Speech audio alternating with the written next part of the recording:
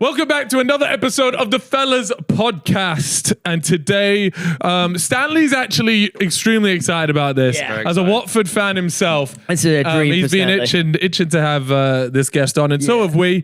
We've always said we love having footballers on here because we always manage to strike up a good convo. So today, our guest is none other than Troy Deeney. Hey!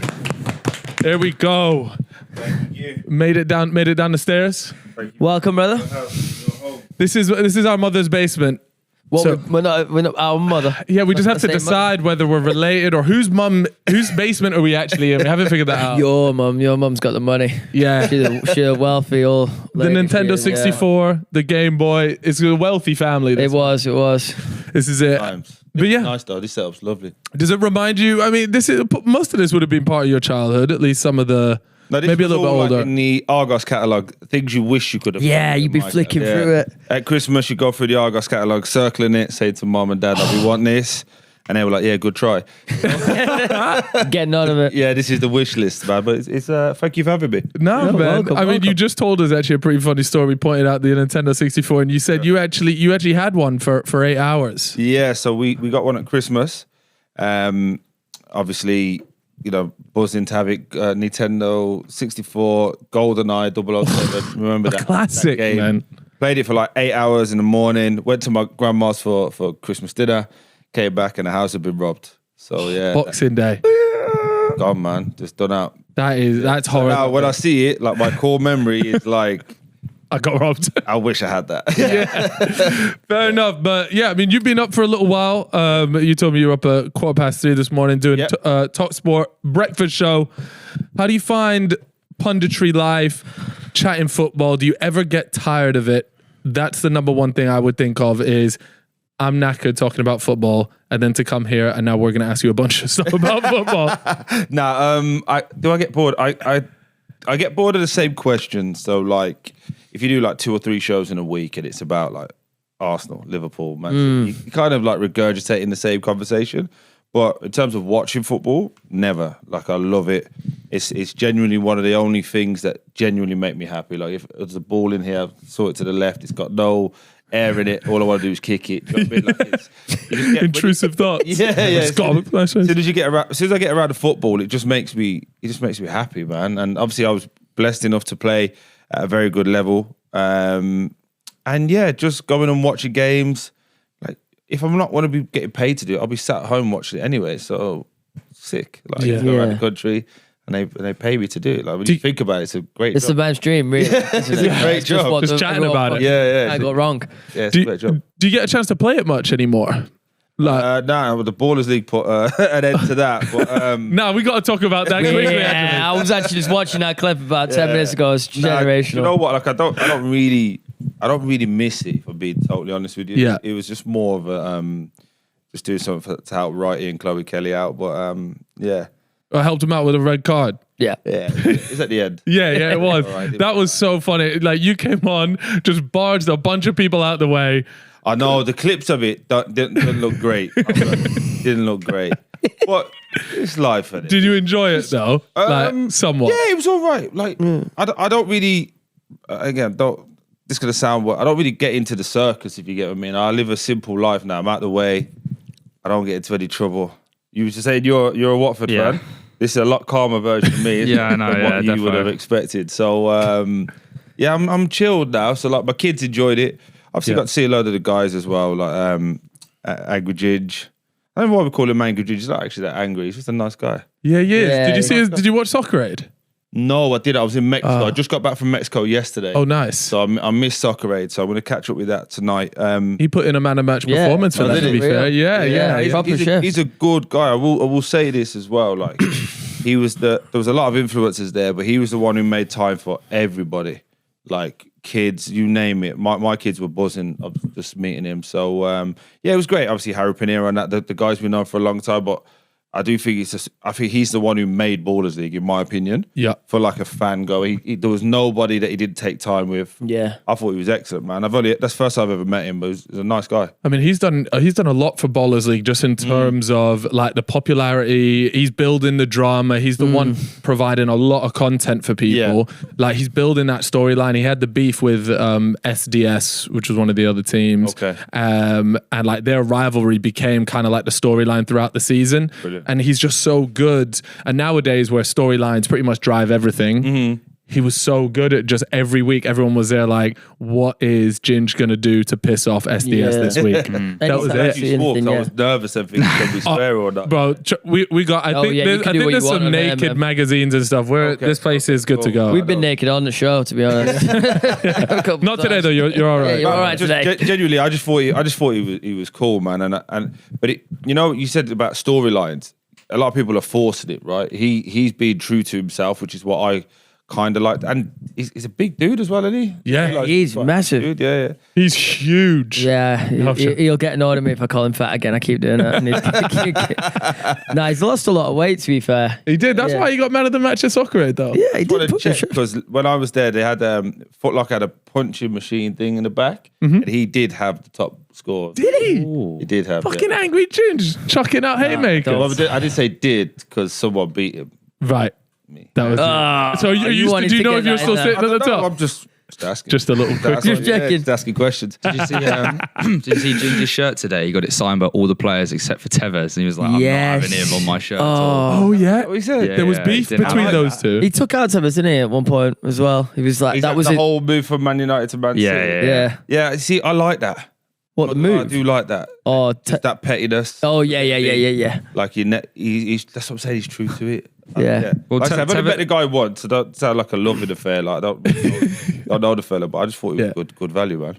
No, that's it. I mean, when he watched it, he put in like this pretty big tackle on Tevez, and Tevez got up and shoved him. Oh yeah, and then the Ginge didn't really do anything about it. He just kind of left it. But I think because it was at Old Trafford as well, he was shushing all the fans, wasn't he? He scored 4 goals every time he pointed to the name, and he was like, Tevez was doing that. Yeah, fucking proper shit ass. He is. I really rate that though. In terms of shithousery, is there one thing that you? It's not necessarily that you've done, but just in football in general, that you look back on and be like, that's probably the best bit of shithousery I've ever seen. I remember when Cesc Fabregas cashed off. Well, like in football, you get cashed off. When you get cashed off, that's like it's the worst thing. So obviously, we all earn good money. But like, I remember Will Hughes got cashed off by Cesc Fabregas. What does that mean? So basically, Will was like kicking Cesc and like obviously trying to bring him to the level that we was at the time.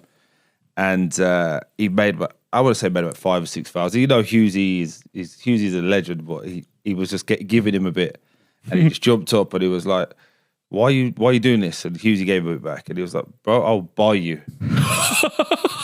And when you hear stuff like that, yeah, like you have 2 ways. You can either get angry, which is what most people do. Or what Hughes did was like, yeah, you probably could. I just carried on running. And it's just like Cesc's head had gone for the whole game. But yeah, in football, getting cashed off is. Have you ever been cashed off? Yeah, not in the Prem. In the lower leagues, it was weird because you like people trying to do it and like you're not in the same tax bracket. Yeah. Surely it doesn't really land the same. It's weird. Like in the Prem, like.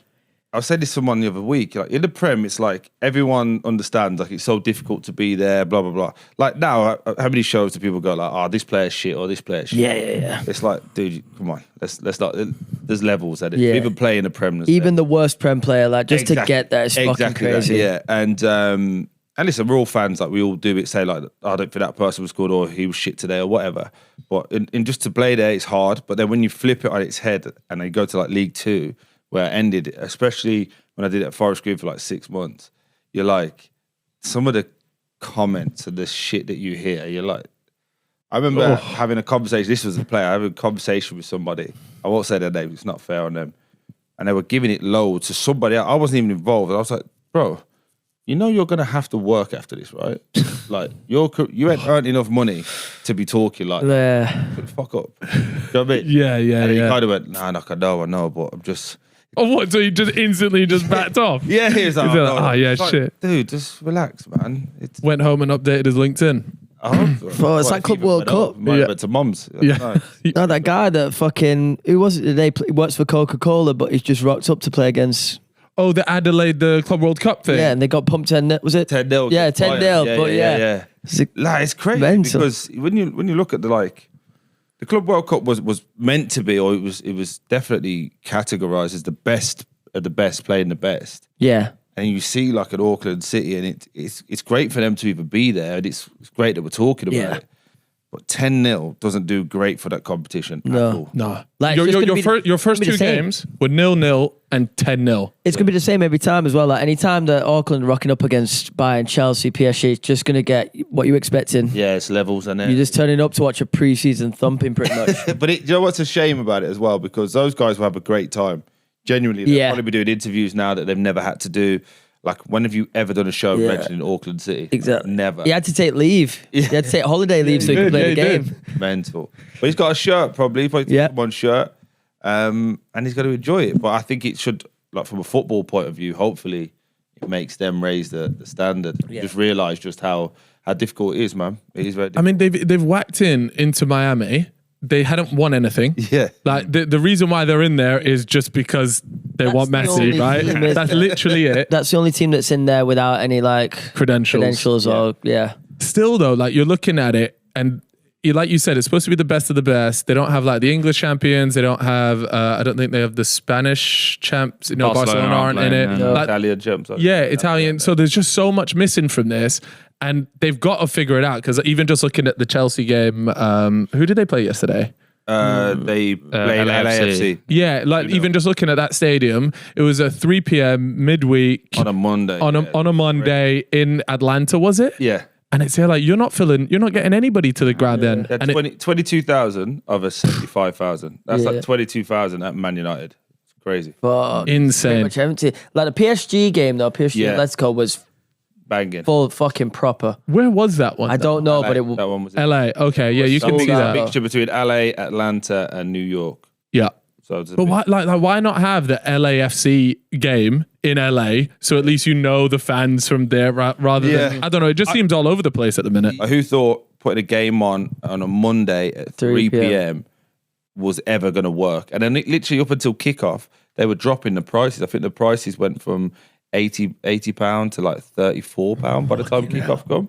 They were just trying to give it away. I heard something like they were giving them out to college students, and like if one person bought them, you could bring like 4 people along or something like that. Buy one, bring 4. Yeah. That sounds classy. Crazy deals. It's just like, I think I get frustrated when we do it in Wembley as well. Like, you know, like you'll have like a League 2 final, let's say. It's at Wembley.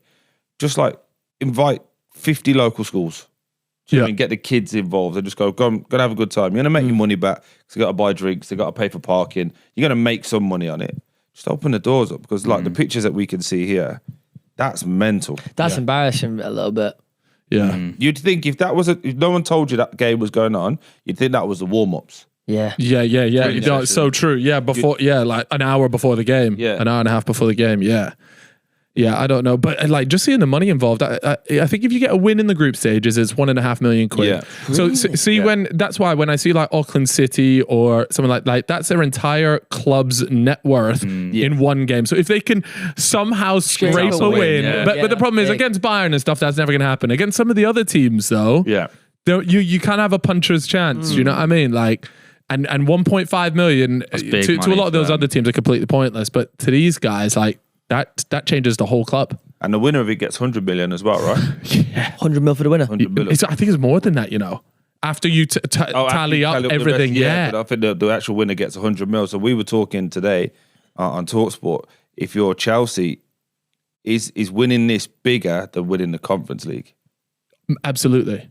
Yeah. Yeah, absolutely. Change it, like, think of what it can do for transfer funds and everything. There's an argument that it competes with Champions League. Like you win more for the Club World Cup than you do winning the Champions League. Champions League. I think it's like 80.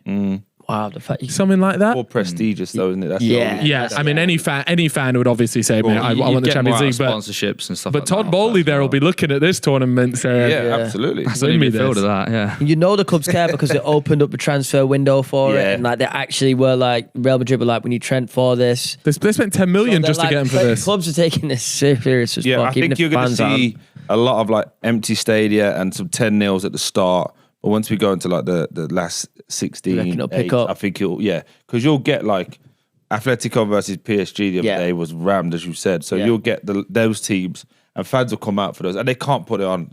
Surely not. Please, guys. Yeah. Do not put it on a Monday at 3 p.m. Yeah, so true. Kids are at school. People are working. No one's taking the day off. The only thing I would say about at least the 3 p.m. one means that we can watch it. Yeah, 8 That's hour. what they tried it for. Yeah. Yeah. Because it'll be 11 p.m. here for that, right? Yeah. 8 hour difference or whatever it is. At least with the zone, like you can watch the full game on the app. So like you can pick it up today, just restart the game and watch it as new. So Yeah. I think that's a better thing as well. I think that just shows where the content's going. Chip, we're getting on a bit, aren't we? Yeah, I mean, I'm 30.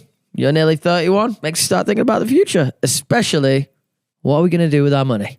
Well, thanks to today's sponsor, Coinbase, they might be able to give you a hand with that. I'm listening. Tell me more. Coinbase is a global platform to build, manage, and track your crypto portfolio. You can send and receive crypto. You can stake cryptocurrencies like Ethereum and Cardano, and even set up automatic or recurring buys. Stay updated with crypto news, track prices, and transfer crypto internationally. Okay, but why Coinbase though? Well, Coinbase is the most trusted place for people and businesses to buy, sell, and manage crypto. Coinbase was voted as the most trusted crypto exchange in a survey conducted in the UK. All right. Sounds good. Anything else? The app has a super user-friendly interface. And if you ever do need help, they also offer 24/7 customer support via phone or live chat. Plus, for UK users, they have free GBP bank deposits and withdrawals. Also, it's FCA registered here, so you know they're playing by the rules. I'll be honest. You've convinced me. I will be signing up. Click the link in the description and sign up for Coinbase today. Remember, don't invest unless you're prepared to lose all the money you invest. This is a high-risk investment, and you should not expect to be protected if something goes wrong. This is not investment advice, and it is not a recommendation to buy or sell any particular digital asset. I wanted to ask about your time at Watford, particularly you mentioned it a little bit talking about the championship in general, but there is like the saying, and anybody that supports a championship side pretty much says this, that the championship is the best league in the world. And I think Stanley is actually one of these guys. What do you think in terms of championship versus Premier League? Which do you prefer to play in? Which do you think is the more entertaining league? Well, entertaining. I was going to ask what are you saying? Entertaining, 100% championship. Entertaining. Why is that? Because do you know what? Let me change that. It used to be the championship used to be like hustle bustle. Now everyone's trying to play out from the back. B-Tech Pep. It's like boring, man. You see, like I don't know, like the likes of Plymouth. Obviously, Clevs has just gone there, so I wish them all the best. But like the likes of Plymouth trying to play out from the back, it's like, come on, dude. There needs to be a level of technical ability. Just understand where you are. Like, just come and just beat people. Millwall just missed out of the playoffs on the last day of the season. You know what? You go to Millwall, they're gonna cross it, they're gonna head it, they're gonna kick it. It's gonna be fucking intimidating when you get there. There used to be like 8 teams in the champ that did that. There'd be like 8 teams that would try and play football, and then there'd be some teams in the middle that were just a little bit of everything. But now football's just become. I love it, but it's become fucking boring, man. Like, you know, do you know what I mean? You go to a game and you kind of know, okay, let's say we're going to watch, think of a Prem game. Everton versus Nottingham Forest, for example. You know exactly how both teams are going to play. You know, nothing's going to change. Maybe you get a decent game. Yeah, you're praying for it. But like 5-10 years ago, it'd be like crash, bang, wallop. You don't know who's going to do what, who's trying to do what. Everyone's got a bit of a chance. Is that fair? Yeah, no, I think that's fair. You watched Watford games last year. They were pretty boring. There's a lot of teams that will try. Like you see when like I remember Rotherham came down and like they're trying to. We beat them 5-0, but they're trying to play out from the back, and it's like you just got to smash it on with someone like that. Know what you've got. Yeah. And I think it will change because you're seeing people do it. But like Forest getting into Europe was great because obviously they played a completely different style of play. But I just think people have got to be a bit fucking smarter, man. Like Leeds, Burnley, and Sunderland all went up. Everyone's thinking they're going to go back down. And it's like, the last 2 years, the three that came up went straight back down. But if you actually look, the last 5 years before that, Fulham stayed up. No one's even talking about them ever getting relegated. Brentford stayed up. Never talking about getting relegated. Do you get what I mean? Yeah. You could do it in different ways. When Brentford and Fulham came up, they had a big number 9 in Mitrovic and Toney. Obviously, they've gone on to have great careers. But like, fuck it. Just kick it to them. Just keep it away from our box. Just kick it. Yeah. We'll figure it out. Each year you stay up. Well, you know, every year we was in the Prem, we got better, did we not? Yeah, we're just like weirdly the best team we had, we got relegated with. The best player for player team we had, we got relegated. Yeah, that's true. It's crazy. Was that the year when Ben Foster was vlogging? That was it. The year before, the first relegation, the year before he started vlogging because we played the championship, didn't we? That was the half and half, wasn't it? Yeah, the COVID lockdowns. Yeah, he started filming then. What was your favorite style of football to play then? Like you mentioned, you've got the sort of knock it long, play a bit of rough and tumble, or did you like playing out of it? Playing into me was obviously great, and it playing to my strengths. But I just think there's so many ways to play football. Like, there's not one way to make content. Yeah. Do you get what I mean? You could all have the same shit AI video at the start, like the picture that everyone's got their thumbnails. Yeah. Once you actually get the show, like your show's successful, there's loads of different ones. Doesn't mean I don't know, Joe Rogan's got the best podcast in the world, so everyone copies his format. It's like, it don't work. Only in football and sport we seem to do that. Yeah. It's fucking stupid. Yeah.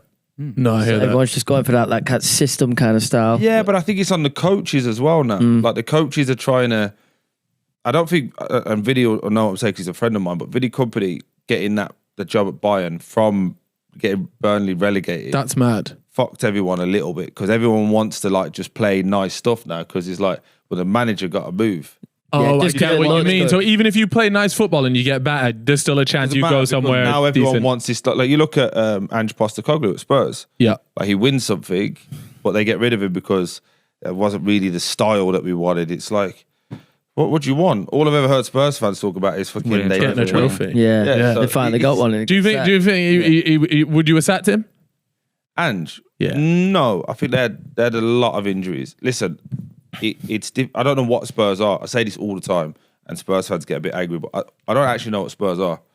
We never think they're going to win the league. No one's ever said, let's put a tenner on Spurs to win the league, ever. Yeah.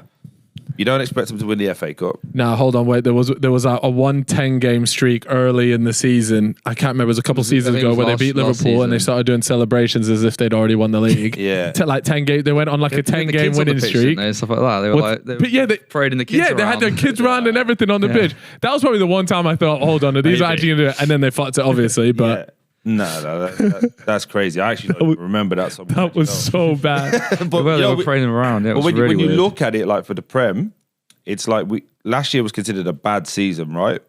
And Liverpool still won comfortably. And they've gone, right, we've got Frimpong, apparently Kirkes is done. They've got Wirtz signing. Apparently they're going to get another striker. They got a goalkeeper last year. They've already gone and got 5 good players before the season kicks in. So then you're going to get teams for the champ go, right, let's try and pick up somebody else for the champ and think we can be better than them. Let's try and play football. It's fucking stupid. Like when you go in the Prem, this is when we got promoted. You go Liverpool, if it was now, Liverpool, City, Arsenal, you ain't winning. Yeah. Like just, if you could nick a point out of any of those, perfect. But you're not beating them, realistically. You put them aside. Then you'd look at like United, Spurs, possibly Chelsea.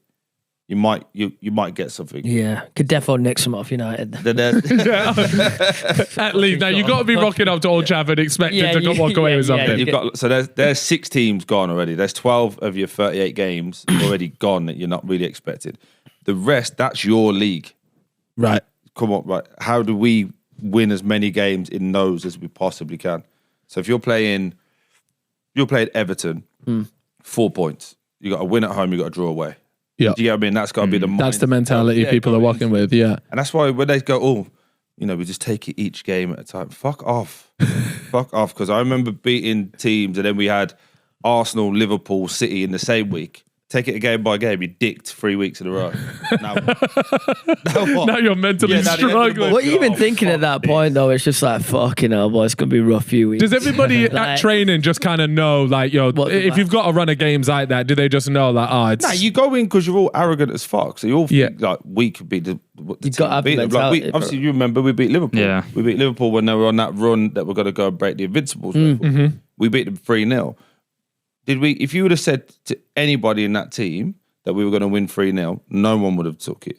But if you said we could win this game 1-0, at least 70% of us would have went, yeah, we probably can. We just got to stay in it as long as we can. And if we get a chance, hopefully they get someone sent off. Yeah. That's the kind of shit you start thinking. Yeah. They don't want to tell you this because it's like, oh, Yeah, no, because we're all- one early sending off and that's it changes the whole game. yeah, but it's like, Would you go into those games with like a little bit of the dark arts? Like, it just there, like my best chance here got is to. somebody. Yeah, always. Yeah. This is why it pisses me off. When you see, you've got obviously this as fans, right? Let's say you're Man United fan. I'm assuming, yeah, right? yeah. So let's say Man U lost 1-0 and you watched the game and it was shit. Yeah. You know, on every single one of their posts, it's going to be unlucky today. Fans were great. We go again next week. Fuck, it winds me up that. Bullshit. Yeah. Because every single one of them is going in afterwards and go, how the fuck did we just lose to them? Yeah. And then they're calling each other out, and it's, you know, it's not nice. And everyone makes out that the players are soft. They're not, but it's just because everyone thinks it's like a PR fronted business first. Like they pussyfoot around. Yeah, like especially United, everything's all got online. It's got to look fucking everything's sweet. And But why? just bollocks. The fucking ground don't look sweet, does it? Yeah. Oh no. Do you know what I mean? No, it's true. It's like, yeah, I don't know. It's like I think players are forgetting why we do it. Like you get into football.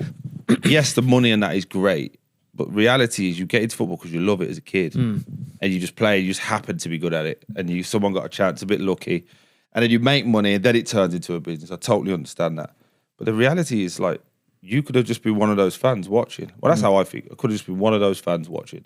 Do you think well, I kind of know the answer to this, but as somebody that was more than outspoken in interviews and you would happily just say what was on your mind, do you think that fans appreciate that more, or does it just give them more reason to jump on your back? Because one of the famous ones I remember is you came out and you said the stuff about Arsenal. Yeah. And that was like a prime example for me as a fan. I'm there like, I fully respect the fact that you've come out and said that, but at the same time, then it puts a bigger target on your back for any games in the future against Arsenal. It's like, oh, have I done myself over here or not? Fuck that. Who cares? No, you know what I mean though? No, Like who the cares? media just pick it up and they go, But again, like it's my opinion.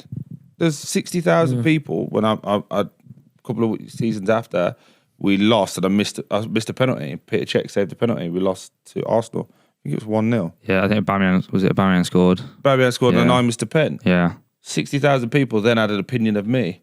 yeah. So what? It's fucking world, isn't it? Like, yeah. Can't be in this game. This is the bit for me, like when players get offended by what people say. Shouldn't be in this game if you think that people are not going to have an opinion of you. First off, there's half the people don't even like you because you're doing what they wish that they could do.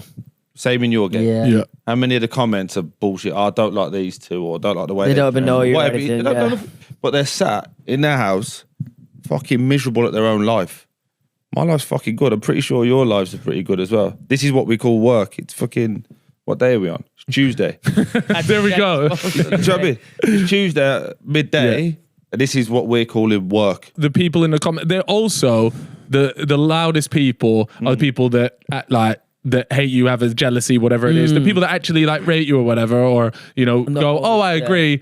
They're not rushing to the comments to say it because you just think it in your head. You just go, oh right, yeah, no, fair enough, I agree. You don't think, right, I need to jump on this platform and let everybody know that I agree with this person. I think bigger than that though, like you have to be in a position right now. This is just kind of my thing. I say I'm 37 at the end of the month.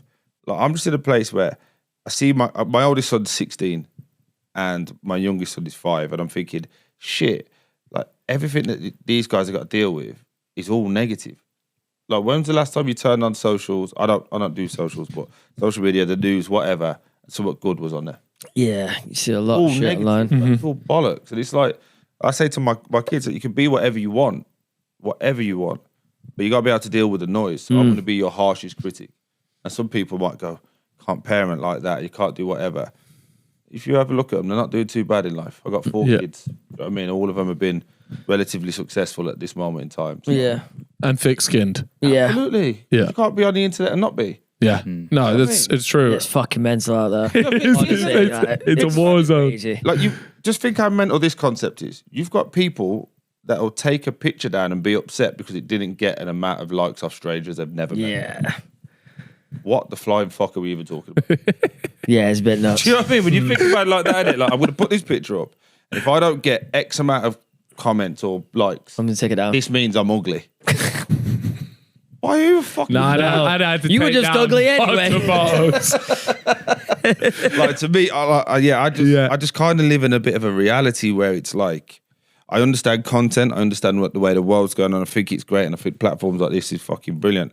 So I said thank you for having me on, but I just think we've got to have a little sense of reality. Like, if the cameras go down, like, if you turn into a whole different person, then that's not safe for you long term. Yeah. I don't think, yeah, like you said, I just say in the long term, one, eventually it comes out. Yeah. Like, eventually you get exposed as Yeah, that's to be not the really dick you. or- Yeah. And then second of all, it must be tiring. They must get home and just go, fuck's sake, that was long. Yeah, it must feel like work. Like, yeah, It must actually feel like work, yeah.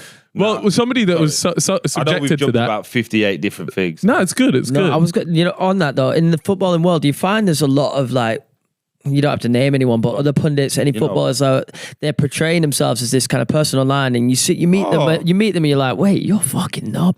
Cat. Like, this is, like, you know what I mean? There's got to be a lot of characters like that. A lot of them, to be honest with you. Like, they're not bad people. You know what it is for me? It's the fact that they have an opinion on something.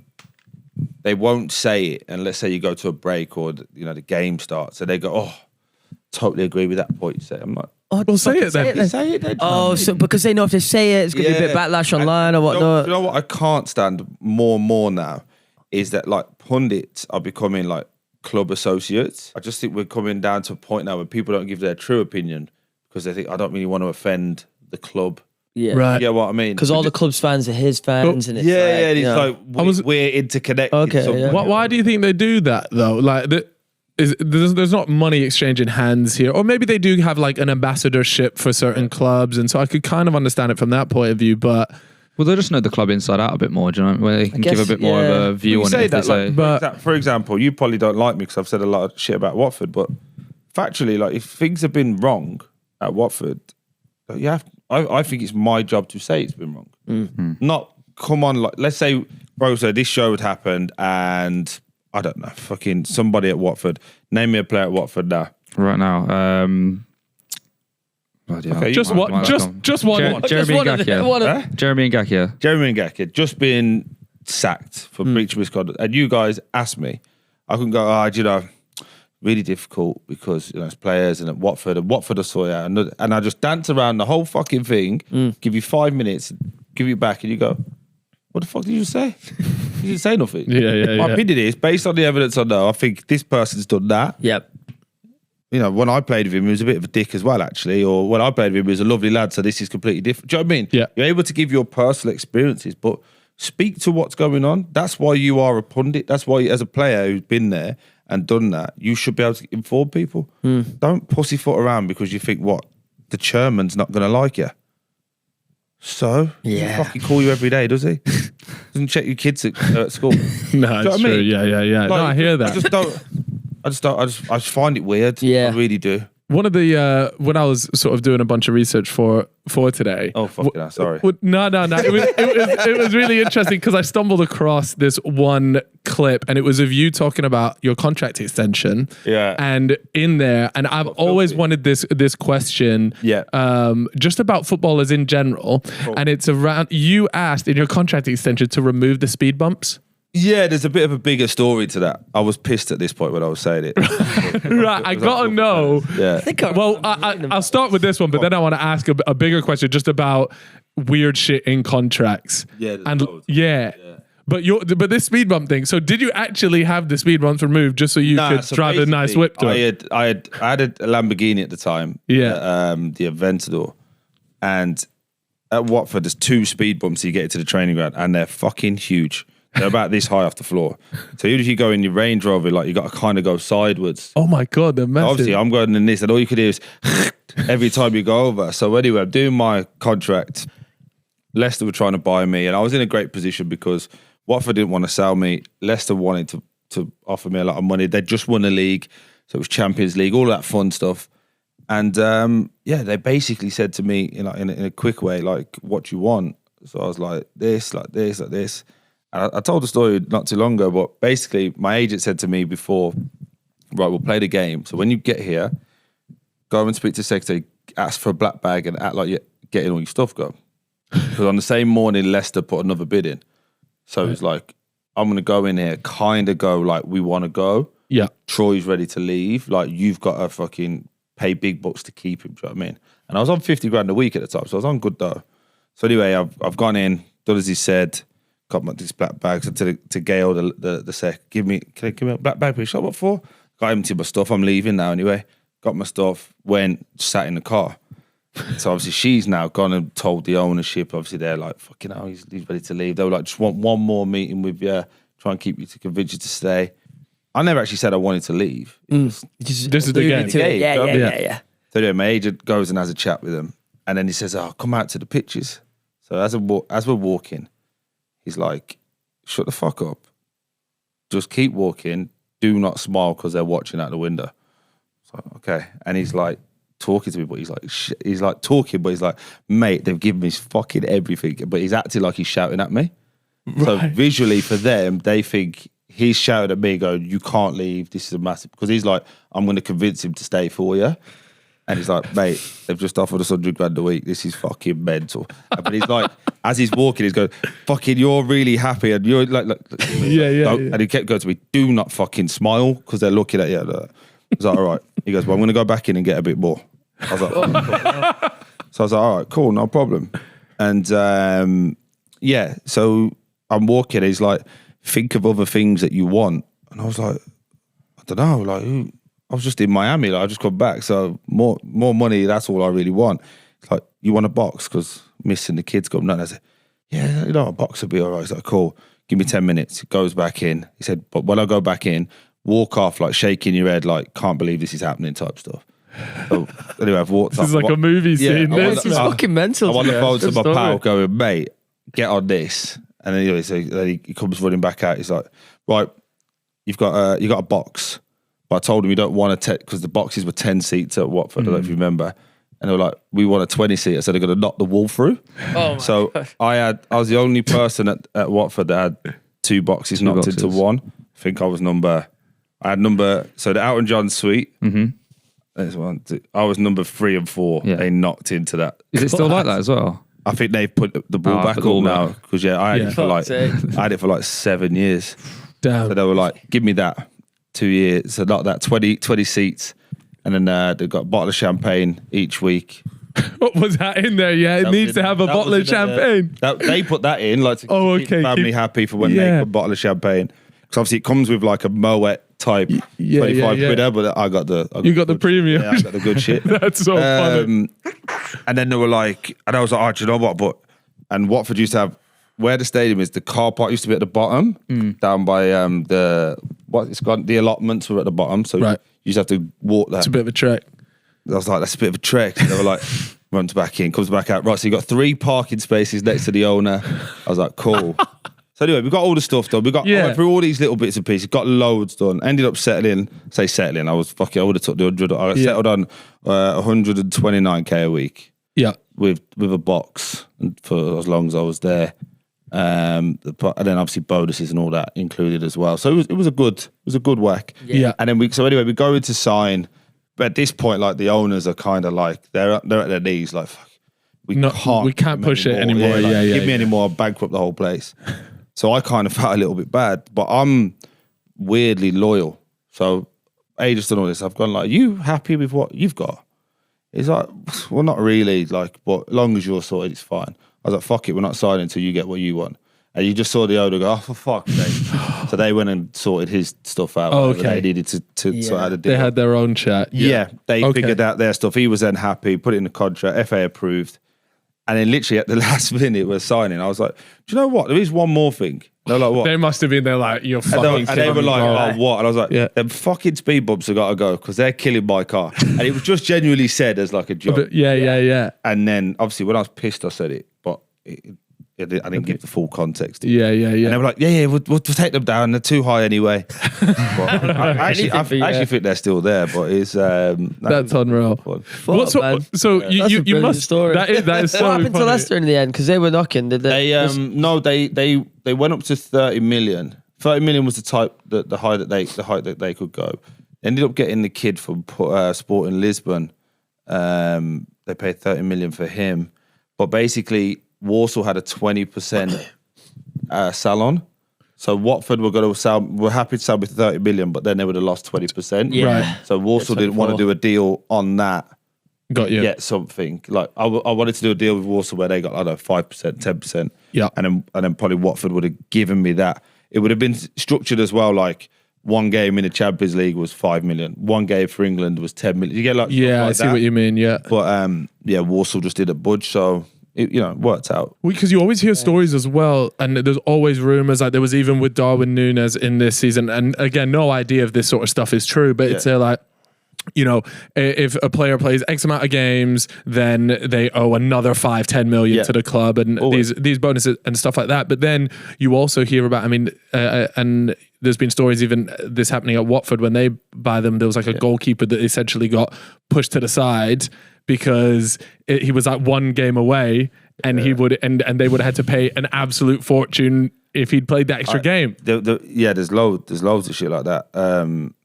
The one that I wasn't around at this time, but this was at Warsaw. They had a guy called Julian Jurchim who they'd signed. Apparently he was on like an amount, but he was on like a grand a goal. Yeah. And he scored a hat-trick in the first half. Now the owner's stressed. And the chairman told the manager to take him off at half-time because they couldn't afford to pay him. That's valid though. Like Fucking bad hell. shit like that. Do you get what I mean? Yeah. I think they went on to lose that game 4-3. Oh no. Actually needed to keep him Do on. you know what I mean? But this is League Two, guys. But like for us at Watford, we had Isma Sarr. What the way that they paid for him was crazy as well. So like I think he was like 40 million we paid for him. 40 mil. But it was a record at the time. It was a record at the time. It might even still be the record. I think he's still the record. Yeah, it's still the record. We went down, so. But it's like it was crazy, like the way it's paid and it's structured that they had to kind of get rid of him to Marseille 2 seasons ago. Yeah, it was 2 seasons ago. 2 seasons ago for like 20 mil because if they'd have kept him for the third year, they'd have to pay 15 mil of that original 40. Fuck. Shit. Do you get what I mean? Yeah. So it looked like a loss, but it was actually a profit win because they would have lost 15 mil on that year. Yeah. But yeah, there's so much shit. I know people that I won't say the names because it's their business to talk about, but I know in my time at Watford, if player A would have got to 40 games, they got a 2-year extension. Okay. Right. Never played a game after 39. Yeah, that's what I'm saying. Like, they put these things in thinking, oh, this will be class like when I reach there. But at the end of the day, if the club doesn't want you to reach whatever target that is, you're not going to reach it. Yeah. Players got to be kicking off though, surely, because it's like, But the thing is, you are kicking off, but they're like, what are you going to do about it? Yeah. Yeah. Not much What are you you can gonna do. do? That's in the contract. And they're like, again, this is not to, because I find, when I talk about myself, people think like I'm trying to make out like I'm fucking Roy Keane or anything, but it's not that at all. But I think Ben Foster said it like best on his podcast, like, you just didn't fuck about when I was there at Watford.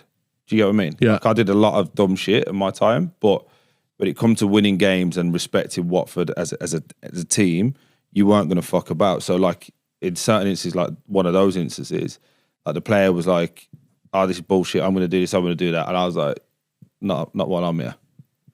And it didn't really work like that. I think Fozzie, there was a clip on Fozzie's thing, wasn't he? Like, who's his best captain? Do you think me? Do you think that a lot of teams miss somebody like at least that has that level of discipline and respect towards the club to make sure? Because you're looking at United now. Bruno kind of gives off a little bit of that vibe, but maybe not enough because you got Garnacho doing whatever the fuck he wants. But do you think a lot of these teams could do with somebody that kind of just says, "Look, stop fucking around"? I kind of get that vibe with Virgil van Dijk at Liverpool. When Virgil speaks, you listen. Yeah, you've got to have. You can't just say it. A lot of people now just say it, so they think a captain comes out with cliche quotes and all of that. Like, captain is what you do on a day-to-day basis. Like, it's the little shit that people will never know or see. And I'll give you an like I've never said this, but probably enough time now away that I can say it. It's like certain things. Like when I was at Watford, I would personally pay for the stuff to go to the Christmas kids in the hospital at Christmas. Yeah. Do you know what I mean? So that to me was like something that we should do as players. So if there was ever a dispute, sometimes there was early. This is before we got Prem, early doors. Like fuck it, I'll just pay for it because I just felt that that's what we should do as a club. We're a family club. It was built on Graham Taylor, Sir Elton John being in the community. So why have we gone away from that? And then obviously I think I did it for 2 years. And then once the club had heard that I was doing it, they were like, they didn't know. No, because obviously new ownership yeah. in Italy, it's different rules to how it was. They were like, oh fuck, we should be doing that. Do you get what I mean? But it's like That's good at it's least. more your actions. Yeah. Like Then all the players are seeing it and be like, oh, fucking, yeah. That's our captain. that's a real niche version of it. But like every day you're doing stuff. Every day it's not, you know when people go, first in, last to leave. Bullshit. What? So you get at 8 o'clock and you sit in the canteen till 9:30. That means you're the first in working hard, was it? Or was you just sat there because you dropped the kids off to school? Had fuck all else to do. Yeah. You know what I mean? Yeah. Like, first in, last to leave doesn't mean that. It means like when you're in, the second you coming through the door, it's like bang. How do we fix this? What do we need to do? Is everyone do the gym properly? And again, like you're talking about yourself. It's weird because I'm talking about yourself. You feel like you're trying to boost your own ego.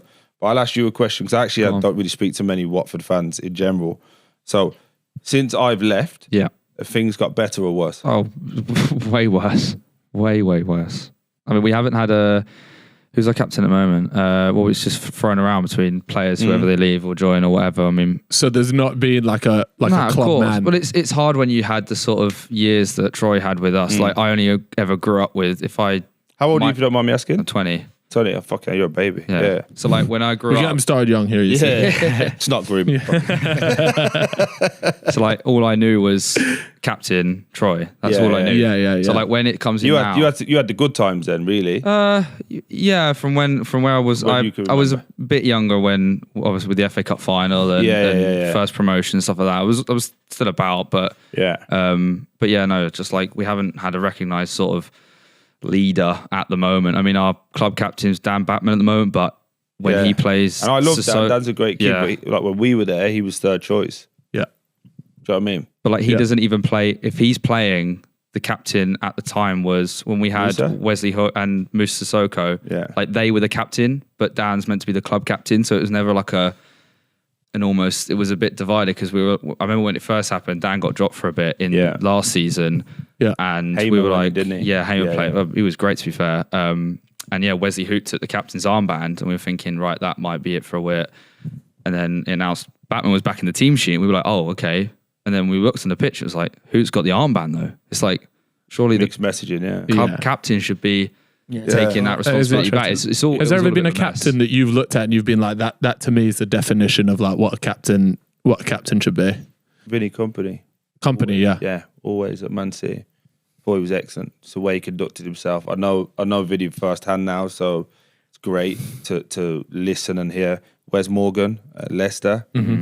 Like there was always good captains. You know, Mark Noble at West Ham, fucking legend. Proper club legend, yeah. But it's just like just to circle back to that, like for me, like it's funny because when I was there for like the last 5-6 years of me being there, it was like, gotta get rid of Troy. Been here too long. We need a new striker. We need a new captain. We need like all I kept hearing was need a new one. He's got to go. I was holding him back. What, you just hit from the media and stuff? Media, fans? fan base, sometimes ownership. Fucking hell. Like, you know, it was always like trying to move on from me because it's bigger and better. Right. The second I leave, again, it's not all because of me, there's different circumstances, but the second I leave, It's not going balls better. to shit. There was a better players than me. Fuck yeah. I don't even think I was in the top 5 or 6 best players in our team. But the person that held it together and the glue and, all right, you're really talented, but you're a fucking dickhead. So fall in line or I'll show you what it's like to not be. We'll make sure you're the best player and you can show everyone how great you are.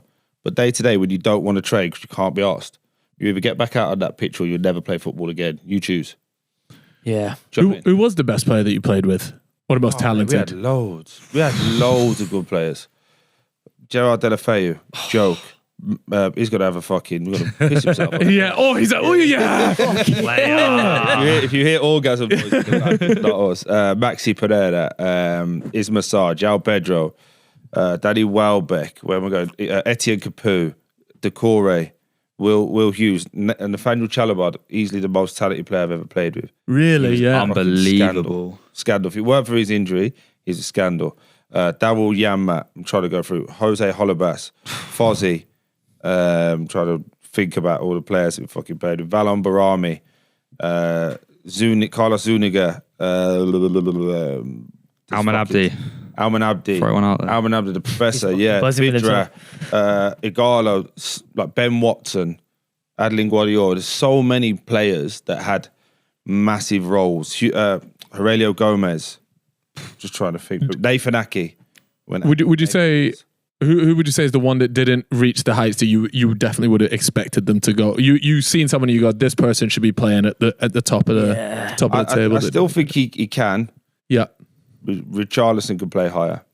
Yeah. Richarlison could play higher, but I think a little bit of the Richard that we had has died with the money, which is fine. It's just complacency. We all get like that. But when we got him, he's raw. I think he played a whole year of football. Because I think the Brazilian league still goes on now. Right. He signed for us in Jan when they would stop, but he carried on again. Do you know what I mean? So his legs must have been shot. Yeah. But he was unbelievable. And then he goes to Everton. Yeah, because he was unreal at Everton. Did well at Everton, but then was he's gone to Spurs, injuries. He just likes a little bit, like even all the tats and that. Yeah. Do you know what I mean? Like he didn't have all of that. And he was like 60 mil, weren't he? Yeah. 60? Yeah. That's quite a big fee. In terms of like the player who you look at and you go, oh my God. Richarlison was one, but the one who I still think just needs to get his temper under control is João Pedro. Yeah, I mean, he's already talking. Yeah, I was literally going to say the move to Newcastle is supposed to be on. Yeah, I think Newcastle would be great for him with Eddie. Yeah. Brilliant. He's so fucking good, man. Especially if they reckon that Isak's going to move on at some point. He was unbelievable in that first championship season when we the year we got promoted. The year we came down and then went back up. We went back up, and then when we came down again that year, he was unbelievable. Yeah, you weren't there at that point. At that point. So yeah, good. he was like carried. It's little things that he did. So when a player comes in, like the first week, everyone's just sussing them out. So like but weirdly, if they're coming in pre-season, you give it 3 weeks because they're normally coming in fit and ready. You know, like if a transfer happens, you don't want to come in looking like a slob. Yeah. You know that they've been training, they've probably not stopped.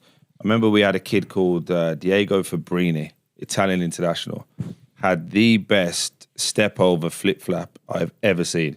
Like cruise shirts were being done because he was like boom, boom, flap, flap, and people going that way, the ball's over there. Like, oh my God. Yeah. Like an NBA crossover, you know, like, oh. Yeah, where they break their ankles. First week of pre-season, he came in and we was all getting up to speed and he did it to a couple of centre-backs. And I was like, oh my God, who the fuck is this? Like, I'm out of a job. Like, this guy's a joke. Paid for Italy and that. And then like by week 3, when everyone's fitted up to that, he just couldn't keep up. He just wasn't physically strong. Technically, he was a joke. But physically, he was just getting, once everyone had caught up, we're just throwing him off. He literally had one trick. So flip flap. Once you figured out the flip flap, it was done. What was going on, and like I think he went to Birmingham City and a few other clubs. But he like just when he come in, you're like, fuck me, like I don't know how this is going. You know, when you catch wind of a transfer, you're like, oh, we've got this new lad coming in. You're going home, whacking on compilations, checking out his stats and stuff like that. Because I'm personally, like fans do. Like, let's have a look at this fucking lad. What's that? 5 in 25? Let's see. Yeah, he's shit, mate. Yeah.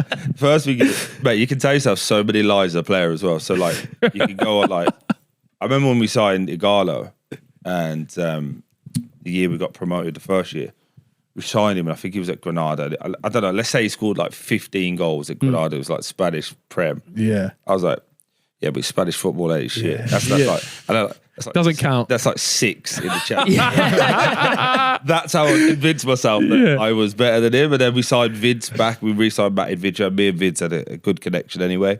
So now I was like, well, I know Vince is good. Iggy's signed from Yeah, but none of them have played it. They'd done it in the last year, so fuck it. I'm still the man. You start convincing yourself of bullshit. But then every now and again, like we beside Gerard Deulofeu, as I say, like I knew him from Everton. I was like, fucking hell. Let me Google him, and you see like played at Barcelona. Like his picture on the CV is looking nuts. Not on LinkedIn. I'm fucking on his Wikipedia. Transfer market. Yeah, checking out. On his Wikipedia was him and Messi. I was like, oh yeah, he's pretty good. You know what? Yeah, and then you go like Barcelona, Everton, AC Milan. You know, he's all right. He'll be decent. I think he'll do all right. And it was literally that like you start convincing yourself. Like, I wonder if he could do it at Stoke. And weirdly, his first game was Stoke away on a Wednesday. Yeah. No way. Pissing down. And we lost. Was he any good? We drew 0-0 and he was a monster. Like he didn't score, but defensively he was great. So he could do it. How the fuck have we got this kid? Yeah. And he just turned out like, unfortunately, his body just couldn't keep up. But he was in terms a talent. of what he could have been, if he was genuinely fit, he could easily play for any of the top 4 clubs. It was in that Liverpool game he got injured, wasn't it? Yeah, he did his knee. That's his first knee. Yeah, that was pretty much. That was it. Over. Yeah, I think he's had 3 on the same knee. But and now I think he's going to have to retire because of it. But unbelievable kid, an unbelievable professional. So when it comes to these transfers, right? I imagine there's a WhatsApp group chat. Yeah. Right, with the players in it. Yeah. Now, if somebody's like Lee, if somebody Lee's like, what is it like in the WhatsApp? Is it usually pretty civil where everybody's there like, oh, good luck, mate, enjoy? Or do you just fucking bounce from the WhatsApp? Do you know what I mean? Like both, yeah. I think WhatsApps have become more the last 4 or 5 years. Okay. But I remember we had one, but I just don't believe in that shit. Like it's so fake, man. Yeah, but it must be like nowadays. It's poor. Someone like it? Fozzie, Maps, those boys would have set the group up and they would have been the admins on it. Yeah, like it's awkward. Like when Ben Foster leaves, he's like, guys, I'm admin. Someone else needs to be admin. You know what I mean? You just throw admin to somebody else. Yeah. I just remember like with me, I used to think like you say in football, you don't speak to these people again unless you see them. Like we just did the documentary for the 10-year thing. Yeah, since the promotion. Just like it would have been great to be in a room with those guys. I haven't seen like Ketchy, Alman Abdi. I hadn't seen them since they left, which was what 2016. Yeah, 10 years ago. And seen them people. Do you know what I mean? It would be lovely to sit around a table and just like, what have you been up to? Because once you leave the group chat, you're like, fuck him. Who's next? Yeah. It's pretty ruthless. Yeah. Brutal. Yeah. You spend every day with them as well, and they're just gone. And also, you spend every day, but you don't really know them. Yeah. You're at work and you talk about work shit. You might go, oh, Mrs. doing my fucking head in, or normal shit. You don't really know the people. Yeah. And in football, people go every 6 months. Transfer window opens every 6 months. So there's always movement in there. Yeah. Like, you know, they put these long speeches like, I've had people for 6 months and they're like, oh, lads, loved every minute of it, but I've just got to go now and wish you all the best. Like, no, you fucking don't. You wish you were playing. You wish us the best. You wish it was shit. So you could be playing. So I'm just like, for me, just when you've seen that 10 times, you know, fuck. You're not buying. You're not leaving a thumbs up emoji on the you want to speak text. to me, my number hasn't changed in fucking 10 years. Like, yeah. Have you got any good friends in football? Like from I got a few. Like Mapsy. Mapsy will always be my boy. Love him to death. Weirdly, after doing the rehearsal, I'm meeting Ketchy tomorrow. Oh yeah. So I haven't seen him in over a decade. But I don't think there's. I wouldn't say I've got football friends. Can't get in as much trouble as I do if I had fucking football friends. But I just think I'm respected, and that's all I really care about. I don't care if like I had this conversation with the guys the other day. So I'm talking to you because it's about No. Trust me, he appreciates this a lot. He appreciates. I had this conversation with some guys the other day. Like, if you liked me at Watford, I won't do my job properly. My job wasn't for you to like me. My job was for me to make you better. But was there not a way to at least be both?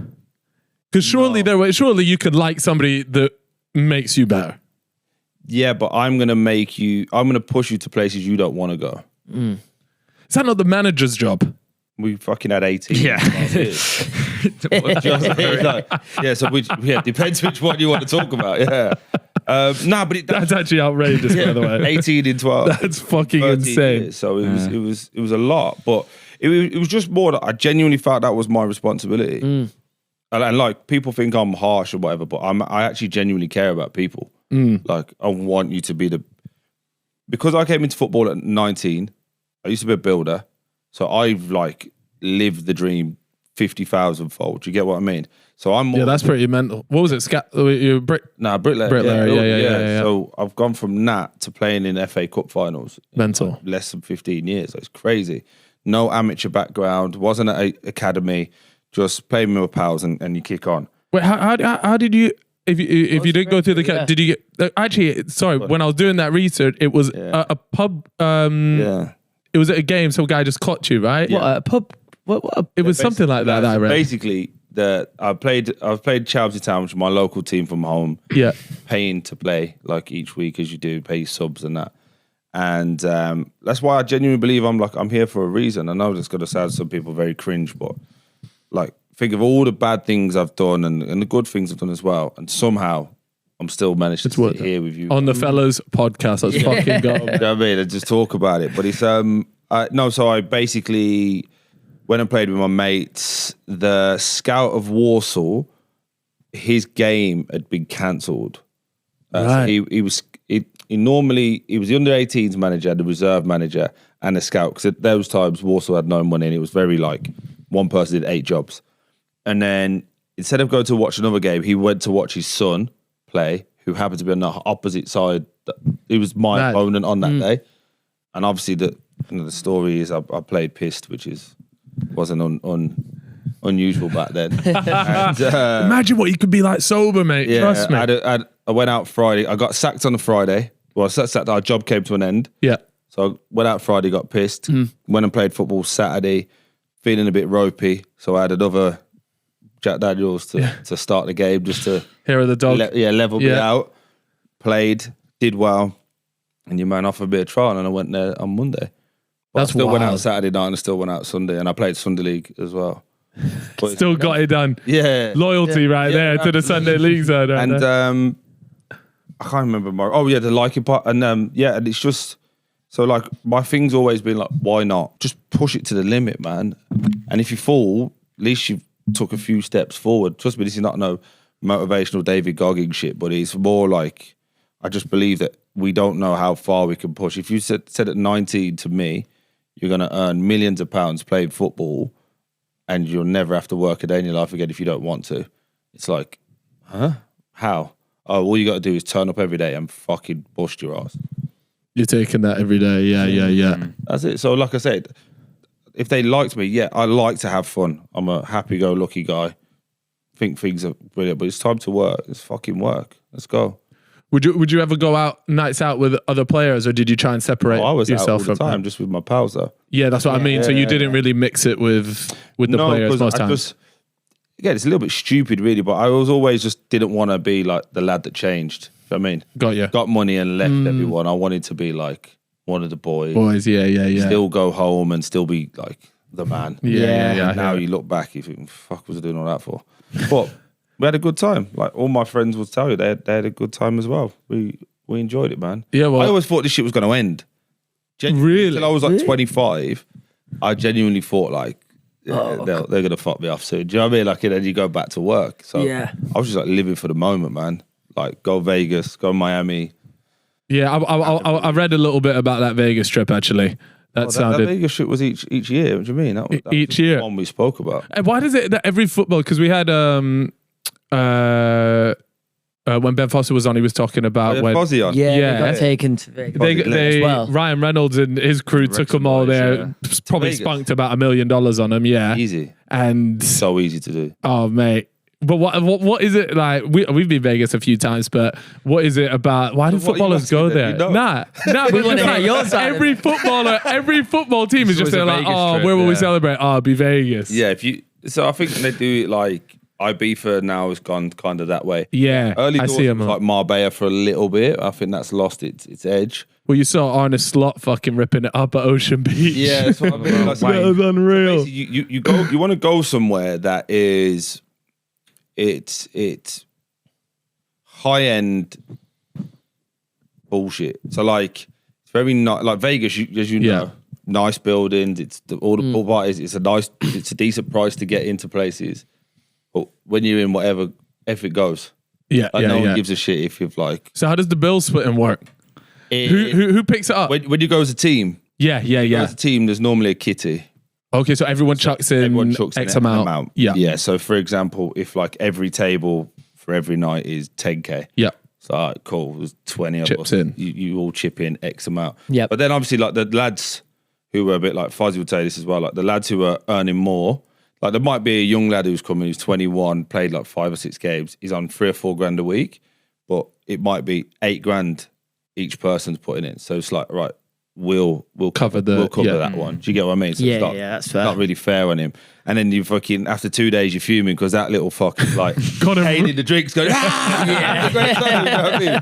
But no, it's good, man. It's just a great place to go. And yeah, enjoy yourself. Go from there to Miami. It's what we used to do, and then Vegas to Miami, and then Miami back. Yeah, and Miami home. You know what, Miami? We had a big trip in Miami. I don't know if I loved Miami though. It's a bit too ghetto for you. Nah, it's just well. First of all, the amount of BBLs in Miami is disturbing because they don't even look. They don't even look like it looks like fucked I went up. before all of the BBLs, and that was Now it looks like a Lego block attack. It's a little bit crazy. It's like a shelf. It's not. It is crazy. Yeah, they go nuts with it over They there. look like shit Minecraft people, don't they? Yeah, that's what I mean. It's like blocks. And I thought it was supposed to be like the home of plastic surgery and everything out there will look, you won't even be able to tell. The moment you come off, you're just there like, what the fuck is that? Yeah. I think on whatever podcast I said it about, like, we've spent $250,000 in 4 days. Like, one of the guys next to us had a video from it and posted it in the comments. Like, no way. Yeah. So it was... That's good. Like a bit like a validity to it because you know it's like, oh, he hasn't really done that. Well, at least cheers for the verification. Yeah, so appreciate it. Whoever that was, the West Ham, thank you, bro, I appreciate it. But we have a good time. But that's kind of who I am. Like I'm not the footballer that goes out and is like stuffy and it's like me and my group. I'm like, oh, you might be next to us. And like, yeah. I don't know. Let's say you're on crutches. Like, yo, do you want to sit down? Yeah. Like sit in the table. Oh, that's kind of you, mate. Offer the guy in crutches. But you know, like in the club, someone's in crutches. Most bougie people are like, I'm like, oh, just sit down, man. Do you want a drink? Yeah. Like, I just want everyone to have a good time because they go a little bit sad here, but like my dad died at 47. So I just think, fuck it, like we could be out of here very, very quick. So absolutely. Have a great time. Even if you're on crutches, you can have a good time. Just take a seat. Even better, bro. Yeah. Even better. Yeah. All right. It wouldn't be right if I didn't have you on and speak about that goal. All right. This is the most iconic one of all time, and I'm sure you're fucking bored to death of it. But only recently was I told that isn't actually the goal. You didn't get promoted in that season. No. Yeah, and I thought no one the same ever thing as well. This is a Mandela effect. Big time, because I was convinced. I was there like, no, you did get promoted this You're season. going to have to educate me. I didn't finish school. What's the Mandela effect? So the Mandela effect is when you think something... what's the correct way to describe this? It's like when you think something definitely either happened or exists. It's like the Monopoly man has glasses or whatever it is. There's loads of different, but it doesn't. He had a monocle, but he doesn't. You convince yourself of it. Yeah. You told yourself that line so many times that it's actually... It is a thing, yeah. So that's what the Mandela effect is here. And so I was convinced that goal, you guys got promoted in. No, but it actually didn't. If it did. But I'm actually glad we didn't in a weird way. Why's that? We weren't ready. We'd have done like these guys would have got fucked up, man. Really? Yeah. It was... But like, again, I've said this story loads of times now, but like, I started that year in jail. Yeah. Oh, that's a pretty sweet way to end it. And then like to end it that way was like, was a bit... Is that your favorite ever goal? Or you got better ones? What's your favorite? It's not, like, I love the moment and the theatre of it now. The commentary on that goal is just fucking class. But also like my kids, like now, like my oldest boy was 3, maybe 4. How long ago was this now? What year? It was 10 years ago in 2023. So Well, 12 years ago. 12 years ago, yeah. 12 years ago. It literally says out there, good. Yeah, that was cold. That 10 years ago from 2023. I've never heard of somebody say that. No, I just remember. Usually you would just go, that was 12 years ago. I remember doing. They did like some a. quick baths in front of you. Yeah. Like They did but, a thing at the stadium or something. That's how I remember. Oh, okay. My son was like 3 going on 4. So he was the only one that kind of remembers it. And now my youngest is 5. And he's just started going on like to YouTube and shit. And like, he just does it in the house. He'll like, what, you just screaming? Yeah, he goes like, here's Hog. Blast the ball. Deeney. And then he just climbs over the sofa. That's good though, There's an man. element of me that's like buzzing. And then there's a parent of me that's like, get your fucking feet out. But I've actually, I didn't like it for a long time. Again, for me, like the goals were nice, but it was about winning. Yeah. So, because we lost that final and we were shit in that final. Yeah. You was probably about fucking 5. I wasn't at the semi-final, but I was at the final. He's at the final. Yeah. How old was you at the final? 8, I think, 8 or 7. Look what you did to him, bro. Yeah. Fuck, from early as well. first heartbreak that Heartbreak. was. That is, man. You had to learn. Yeah, there we go. Yeah, no, yes, and we were shit in the final. So obviously to do that was unreal. And now, like I say, with TikTok and all these other platforms, like there's not a place I don't go in the world, not just in the UK, in the world, that someone goes, here's Hog. Oh. Or you'll walk past people. I was just in Mexico. We walked past like a group of Americans. Didn't think they would know who I was. Just walking with the wife. It's like, Deeney! You know, Here we go. right, lads, yeah. You know what I mean? And it is nice. Don't get me wrong, it is nice, but it's like, You must hear it a lot though. yeah, like a lot. Yeah. Be honest, so you ever go home and you just whack on a little comp of yourself? Just say like, let me just see my goals and You know what? assists. I'm feeling down today. Let me whack on that. Yeah, it's been a rough day. Yeah, no, do you know what? I don't put like things of me on because I find it fucking weird, first and foremost. But Sometimes you got to educate the kids though, like appreciate who I am. My daughter Man. plays for Leicester, Uh-huh. so I've just started making her watch like Ronaldinho and like the footballers that we grew up. Right, like, right. What I would consider real. The ballers. Yeah, the guy, yeah. the Mavericks that could think for themselves. Fucking little Craig Bellamy or something. Kid on Great a Craig. shout. It is a great Yeah, shout. on a bit of Craig Bellamy. Highlights in HD. Get this fucking ball on. But I'd get like, it's like Zidane. I was showing her all the old Nike adverts that like we grew up on, obviously, and The Yoga Benito Brazil, special. yeah, all of those Yeah. type of stuff. So she's like, "Oh my god, that's great!" And then I came back yesterday, and they come back in from school like, "Dad, look at this, and they had like my 100 of my goals from Watford. Oh, yeah, Someone's made a clip of video, it, yeah. and the kids are watching it. So obviously that's quite nice. Yeah. So I sat and watched that with them yesterday. I was like, "Oh fuck yeah, I was all right. yeah, I wasn't that bad actually." Yeah. Oh, rewind that again. Let me just see. What was that? Did you see that finish? Start breaking down your own goals. No, so yeah, like it's quite nice when it pops up, but I wouldn't You're not sit going. in Google search myself like Were there any goals in that compilation you're watching? Go, I don't remember that one. Like, just yeah, a few. There's a few. But to be fair, I've got a bit of a weird memory. I can remember most things. Yeah. Fozzie takes the piss out of me all the time because he'll go, "Oh, do you remember that game?" And I'll be like, "What game?" And he's like, "I don't know, Charlton, us versus Charlton at home in January." I'm like, "Oh yeah, when we won 3-2." And he's like, That's "How the kinda fuck do you crazy." remember that?" And I'm like, "Oh yeah, because that game such and such." But I used to watch games 3 times a day. So if we played on the Saturday, I'd go home, I'd watch it in silence, so no noise. I'd then watch it with the club's version that they would send, and then I'd watch the Sky or whoever we was on, their version with sound. Man, every game.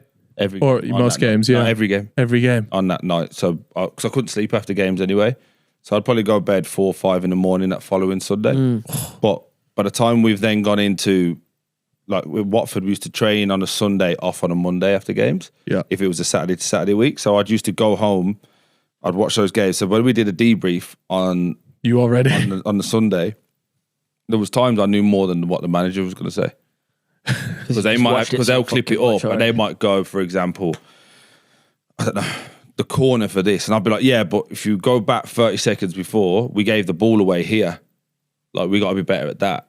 Do you get what I mean? And then be like, hold on. And then he was sacked a few months later anyways. Yeah, there's like, I used to be so, I didn't love it. I was obsessed with it. Yeah. Like, because for me, kind of need to be though at that level, right? It's gonna sound like a boxer, but for me to make weight at football was hard anyway.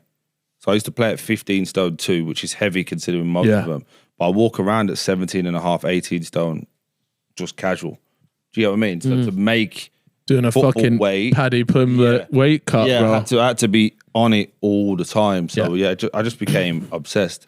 And then when I used to travel, I used to take my own scales with me. I used to be able to tell you my weight within half a kilo before I'd even stepped on the scale. Yeah. So you I mean, like, I have like a big night. I'd be like, fucking hell, I'm about 96.4. A couple on her. Yeah. Jump on the scale, you're like, fucking hell, actually, I'm 97. Shit. Straight get down. Go jump on the bike. In the house, I got a sauna and I got a pool, so I just go like, boom, boom, boom. Yeah. Get back. I wouldn't go to bed until I was at the weight. Really? Yeah, it was that Did that they bad. have a strict diet for you, the clubs you were at? No, as long as I made the weight, they did it. They weren't too asked, yeah. Yeah, but if I was, then I'd go to Fat Club all the time, which is fucking annoying. Fat Club. Fat Club, yeah. What's Fat Club? That's 8 o'clock in the gym. 8 a.m. in the gym, you had to go Fat Club. Yeah, and what? There was like another person, like everybody that was over. Anyone that was overweight, but you're talking football or overweight as well. So yeah, if you're over 10% body fat, mental. Which was that. If you are over 2 kilos over your normal weight, it's in Fat Club. Yeah. Fat Club. Until you shift it. So Do they shame you for that? Like, come on, mate. Yeah, because you're in Fat Club. Yeah, mate. This is the thing. Like, people talk about like mental health and all that. That don't happen in football. It literally be like, jump on the scales on Monday, mate. You're fat. Get in the gym. Fix it. All the players fucking cooking it in at 8 where we try. Yeah, was it? But that's what it was. It was shaming you, like, you know, because they'd be coming in at 9 for breakfast. You're coming out gym, sweating your beak off, and then they used to and a glass of water for breakfast. But they'd give you your food as well. So we used to have like a buffet, but like you go up and Watford, the food was real. So there'd be like, you could have eggs, you could have vegan, or you could have like a chicken or whatever for breakfast. You had the option to choose or mix it up. When you're in Fat Club, sit down, they'll bring you food over. You get a fucking half a plate. Fuck. Yeah, eat that. Fat you must. Do you know what I mean? And then you train, and then You must have been starving. you go back in at lunch, and it's there. You go. That's there. Another half plate. Yeah, and then you'd weigh yourself at the end of the day. If you made it, then fine. Cool. But you probably lose it quite quick then. Yeah, you the way they would. put Yeah. But you become like, there's something that no one really talks about. You become like borderline. What's like a food thing? Like not anorexic, but you know, like just conscious of like how much you weigh, how much you've eaten. It becomes a thing. Like there's a definite weight thing around football with players. Yeah, that's why you see loads of a boom up afterwards, myself included. Just have to. But a lot of athletes. That's the case with. That's the case with like a lot of top level athletes. Yeah. Like as soon as they retire, it's just the way their body has been processed in food is like so much exercise every day. The moment you take that away, or even half it, you know, because they'll still be doing exercise. Yeah. But the moment you half it, your body's just like, what the fuck? Yeah. Like, and also you allow like there's certain things, like I know lads who like didn't drink fizzy drinks, for example, while they're playing. Now as soon as you stop and you go to a nice bar or a hotel, you're like, I'll have a Coke. Yeah. Fucking hell, that was really good. Give me 2 of them. Yeah. Do you know what I mean? Because before you couldn't have it, so you overindulge and it's like Krispy Kremes here and there. Yeah. Yeah, but so what was like you mentioned obviously you're quite close with Ben Foster, but I know there was a bit of an overlap in time when you were at Watford, and in particular one of my favourite lockdown specials was watching Ben Foster vlogs. Yeah. Right. They were fucking brilliant, weren't they? Yeah, they were absolutely class. And honestly, like from just a fan's, like wasn't a Watford fan, wasn't anything, but just as a football fan, watching those, I was like, these are sick. I wish loads of other people would do it. But from a player's point of view, and I know Stanley's sort of 50-50 on Foster's vlogs. He didn't tell him, or did you shit yourself? When it was nah, he wasn't here for that. Conveniently, he wasn't I would here. have shit myself, yeah. Hi Ben, hi Ben. Love the bits. Love the bits. I love your vlogs. But from a player's point of view, and the way that you sort of speak about how, you know, there was a level of discipline there, were you a fan of it? Did you care about it? Were you not asked? Did you think, what was your stance on that? Because I can imagine bringing a GoPro into those situations definitely messes with things. But at the end of the day, he is well respected. He is somewhat of a veteran. So yeah, it was. I think if it wasn't Fozzy, it would have been more of a problem. But again, it's how he approached it as well. He was kind of. It was weird because a lot of what you've seen, you never actually, if you really think about the early days, you never seen training. You saw the goalkeeper shit, which is like them over there doing their thing. Then you saw training ground stuff. It weren't that intrusive. He was quite clever with it. I think the second year, the year we got relegated, and then in the champ, it was more, wasn't it? Like it was in the goal, stuff like that. That used to wind me up a little bit. You didn't like the in the goal stuff? No, I understood it, but I didn't like it. Because that was my favorite bit. And that's what yeah. As a I fan. understood it, yeah. But obviously, you got to remember towards the second half of it, like people were fucking playing better just to be in his vlogs. Yeah. Was that, you can imagine. Jamal Lowe Jamal from Lowe, Swansea scored and fucking went and celebrated at the GoPro. Yeah, that's fucking crazy. Do you know what I mean? So it's like, but it was great because Fozzie, the thing you can never ever take from Fozzie is he fucking worked his ass off. Whether it's the fucking 4 hours on a bike, whether it's the gym stuff. Do you know what I mean? Like, he was a proper pro. And the one thing I'll always give him credit for is when he used to do, there'd be days Fozzie didn't want to train. I mean, outside, like his knees, because he had bad knees. And if it was anyone else, I used to be like, fuck, like you're not good enough to just turn up on a Saturday. Like, you've got to train. Fucking come Saturday, bro. He was so fucking good.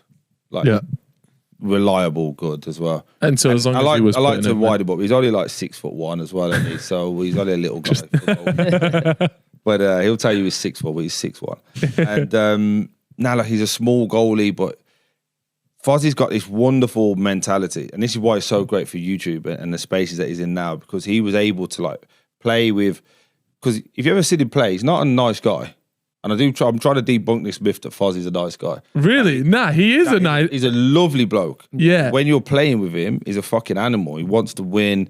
He's effing and jeffing. You like he's on it. Do your job. Yeah. And we had this wonderful personality that, like, boom, as soon as it finished, it was like Fozzie the dad, Fozzie the husband, like just come back out. He was able to laugh and joke within half an hour of the game being done. Like, to me, that was amazing, because that shit would stay with me for 2 or 3 days. Like, if we lost, stay the fuck away from me. Yeah. So and was he similar? Nah, or he could just get over it. He'd be pissed off. It'd be great. I remember in lockdown we played a game in that championship game. We actually won the game, and we let a goal in. I think it was like 3-1, 4-1. We won comfortably anyway, but we let a goal in, and he's probably more pissed it didn't make his vlog look good. But I remember the goal came from a corner, and it was between Will Hughes and Andre Gray, whose man it was, had scored. And like Fozzie was giving him, like, but it was like right at the end of the game, like 90th minute, like they scored one. They weren't going to get back in it. And Fozzie was like screaming, like, fucking do your job, this, that, and the other. And I remember Hughesy like looking at Dre as we're walking. He's like, should we get him? Should we wind him up? So yeah, go on then. And they kind of said to me, like, we're going to get him. I said, oh, no problem. So me and Fozzie used to sit next to each other. And he was going, fucking shit goal, can't consider shit goal. And Dre's gone, like, you talking about me? And he's like, yeah, it's fucking shit goal. Hughesy went, you're a goalie, just fucking save it. And as he said it, like, looked that way. That's shocking. And Fozzie was like, fucking this through everything. Yeah. And you're fucking shit. And it was so petty that everyone, even the manager at the time, just burst out laughing. It was, but that was Fozzie. Like he's able to have a laugh and a joke, but he was an excellent professional, and he was able to like just switch himself really, really quickly. So yeah. So you don't think that most players would get away with something like that in the Prem? No, pulling up with a because now more and more. You can't put it in the goal. But I'm pretty sure in that season. No, even because it was Sky cameras. Yeah, even the season he did it in the Prem, there was like a certain time frame when he could put it out. Yeah. So I think he couldn't put anything out until like Monday. But you could do everything but the thing in the goal. So let's say if like a young lad was rocking up to train and get a bit around there, do you reckon players would get away with that? I think you'd probably work towards that now. You're probably more easier to work towards that. I think you wouldn't, because each player now is so sensitive to criticism. Yeah. That I don't think they'd want to do it.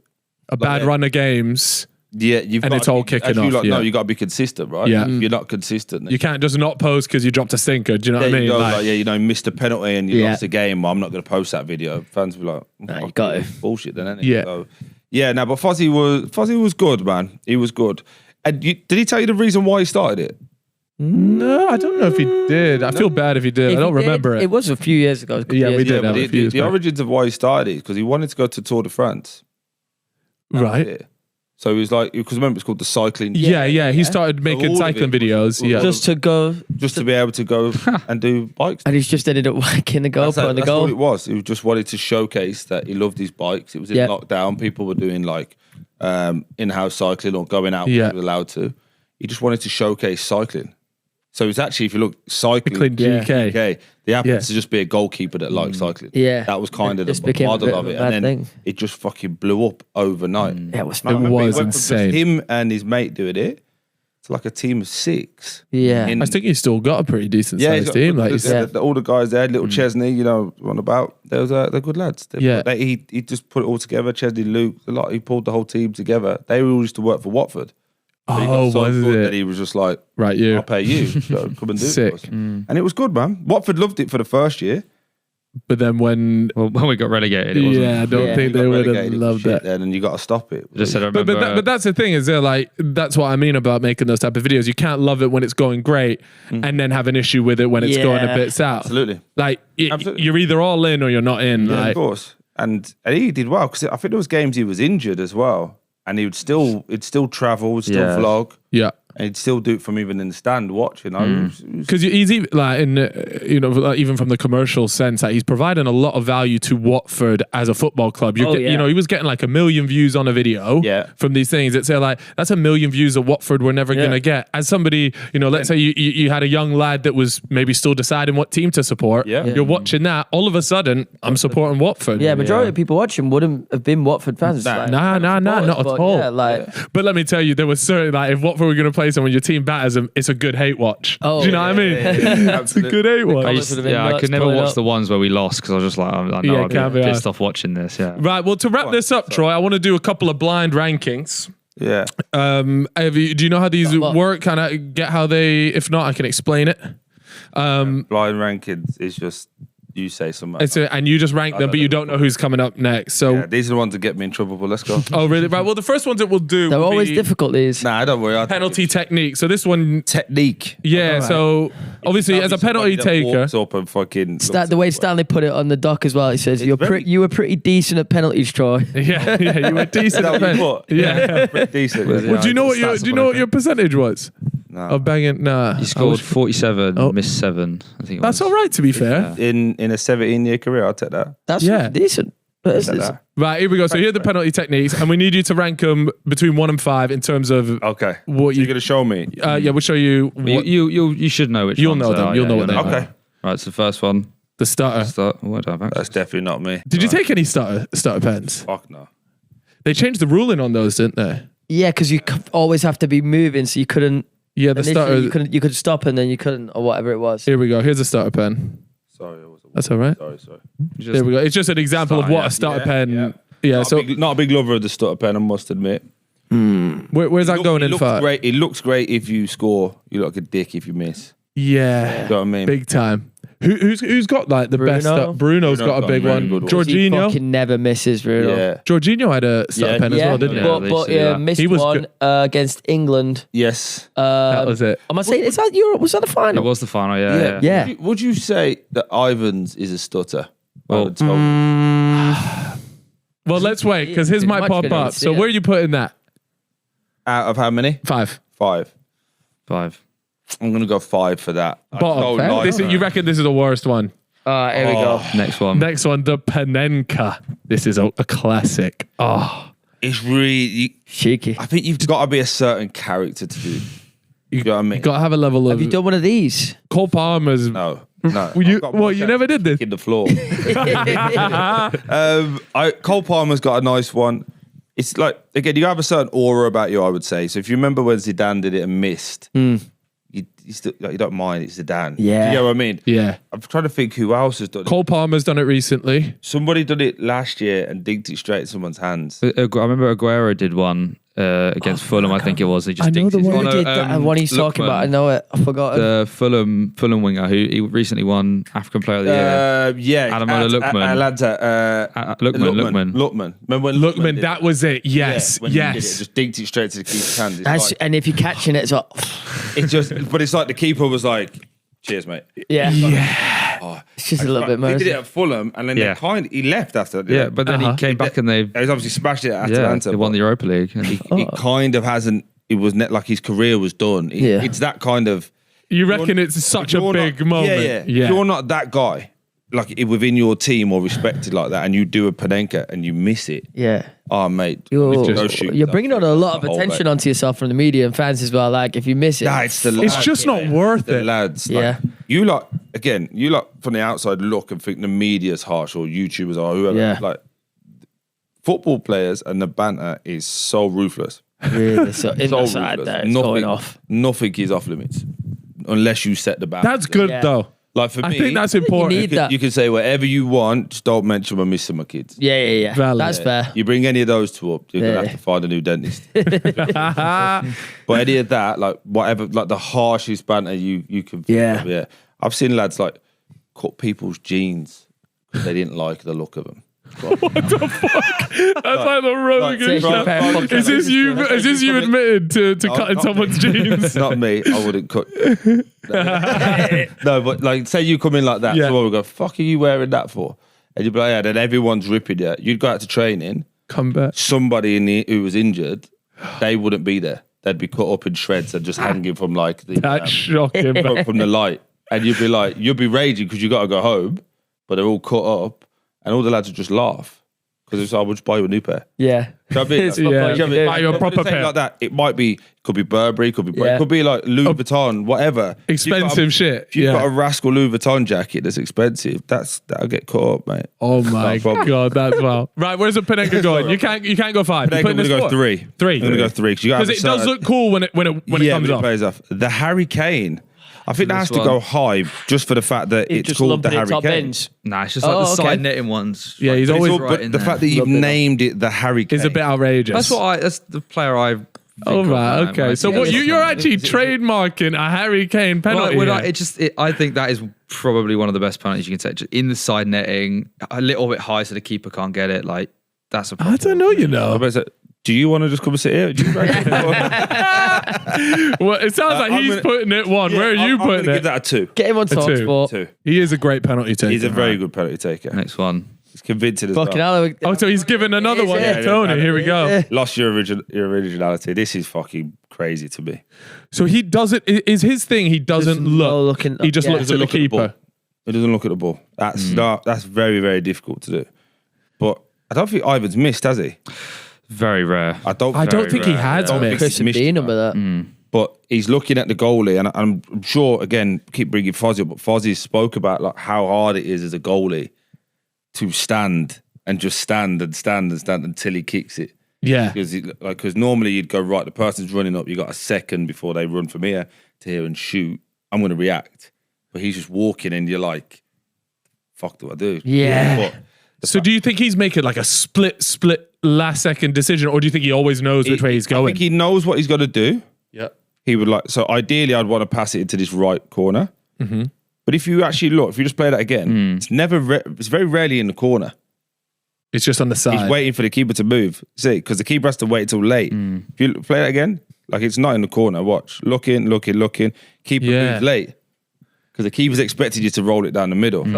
So I'll go the Ivan. I think that's number one. I think that's so hard to fucking do, man. Yeah. You might regret that. Yeah, because it could go so wrong.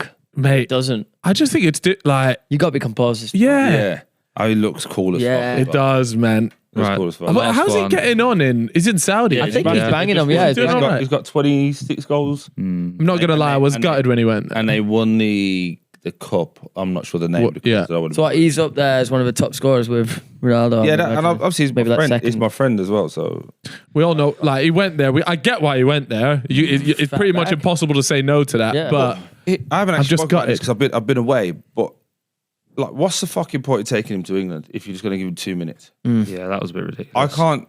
Like, I'm again Thomas Tuchel, great manager, all that. I can't stand what he's been doing.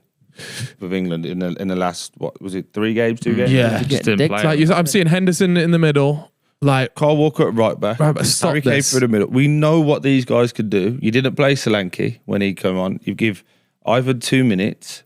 It's like, Come on. like how are we going to learn anything? It's the same rinse and repeat each fucking time. And then just thought, oh, do you know what?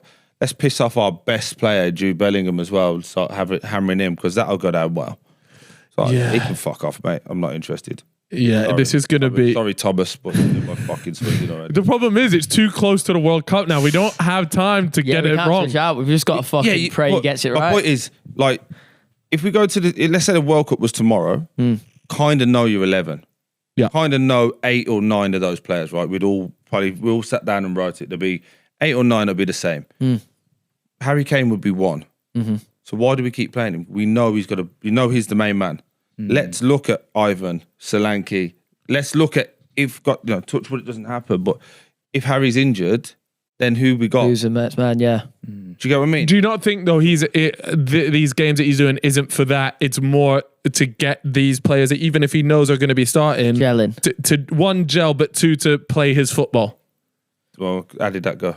Yeah, that not too great. That's not ideal. You know what I mean? It's like I don't think there's anything that we could have learned in these games, even about his style of play or anything. It would have been about, are these players good enough to handle the pressure played for England? That's what I would have liked to have seen. Was it Albania was one of the games? Yeah, and Sevilla. Albania. Yeah, they haven't been great. And then Senegal. Yeah, Senegal. and Senegal were. But even that was like a friendly. It wasn't even That's like what I mean, a but competitive game. Let's see the other lads. Like Kyle Walker playing, we know what Kyle does. Yeah. We know what Jordan does. We like these lads. We know what they offer. Even Jude, I want to see the other guys now. Yeah. Let's see, are they ready? And it might only be 2 games, but like are they ready to get it done? But anyway, rant over. Right, last one. Wish you all the best, Thomas. The run Run up and smash it. Why is that not called Detroit Deeney, you prick? No, it could be. Wait, so everybody else... You had an opportunity. You fucked it. Fucked it. And if you think I'm going to sign that shirt after you run up and smash it. Well, there's a lot of players who do that, isn't there? Yeah, what are you saying? So nobody else does the Harry Kane? Nobody else does Well, the no, it's just a style. No, you know what? You can get to fuck. You would have done this if Ben Foster was on there. Yeah, the Fozzie save. That has to go. What? I'm happy for that to go as 4. 4th? Yeah. Is it 4 or 3 that's left? No, that was 4. 4, yeah, I'm happy. That was 4. That's 4. That's tried and tested. That is. I mean, those I think are my favourite penalties to watch. That's my favourite. I think Has to be. that's number 1 for me. Look, big Rudd's in goal. No, mate, a big fuck off boot behind it. look at the pace as well from the boy. Go on, son. Yeah. Was yours always a run up and smash it? No, I missed one against Spurs. Spurs, yeah. No, it's that he knew which one you missed. Ended up drawing, and I changed my mind last minute, and I was like, never again. From changing your mind, you mean? Yeah. Yeah. So it was 1-1, had a penalty to win the game. It was on Sky, and for some daft reason, I listened to one of the coaches, and he was like, he was like a set piece coach before they were called set piece coaches. And he's like, oh, this keeper always goes to his left. Was it Lloris? It was Lloris. Yeah. But no, it was Gazzaniga. Oh, okay. Gazzaniga. He always goes to his left, and my penalty was to my left, so that was my penalty. I was like, oh, fucking brilliant. Like, happy days. Yeah. But he told me like 10 minutes before we walked out.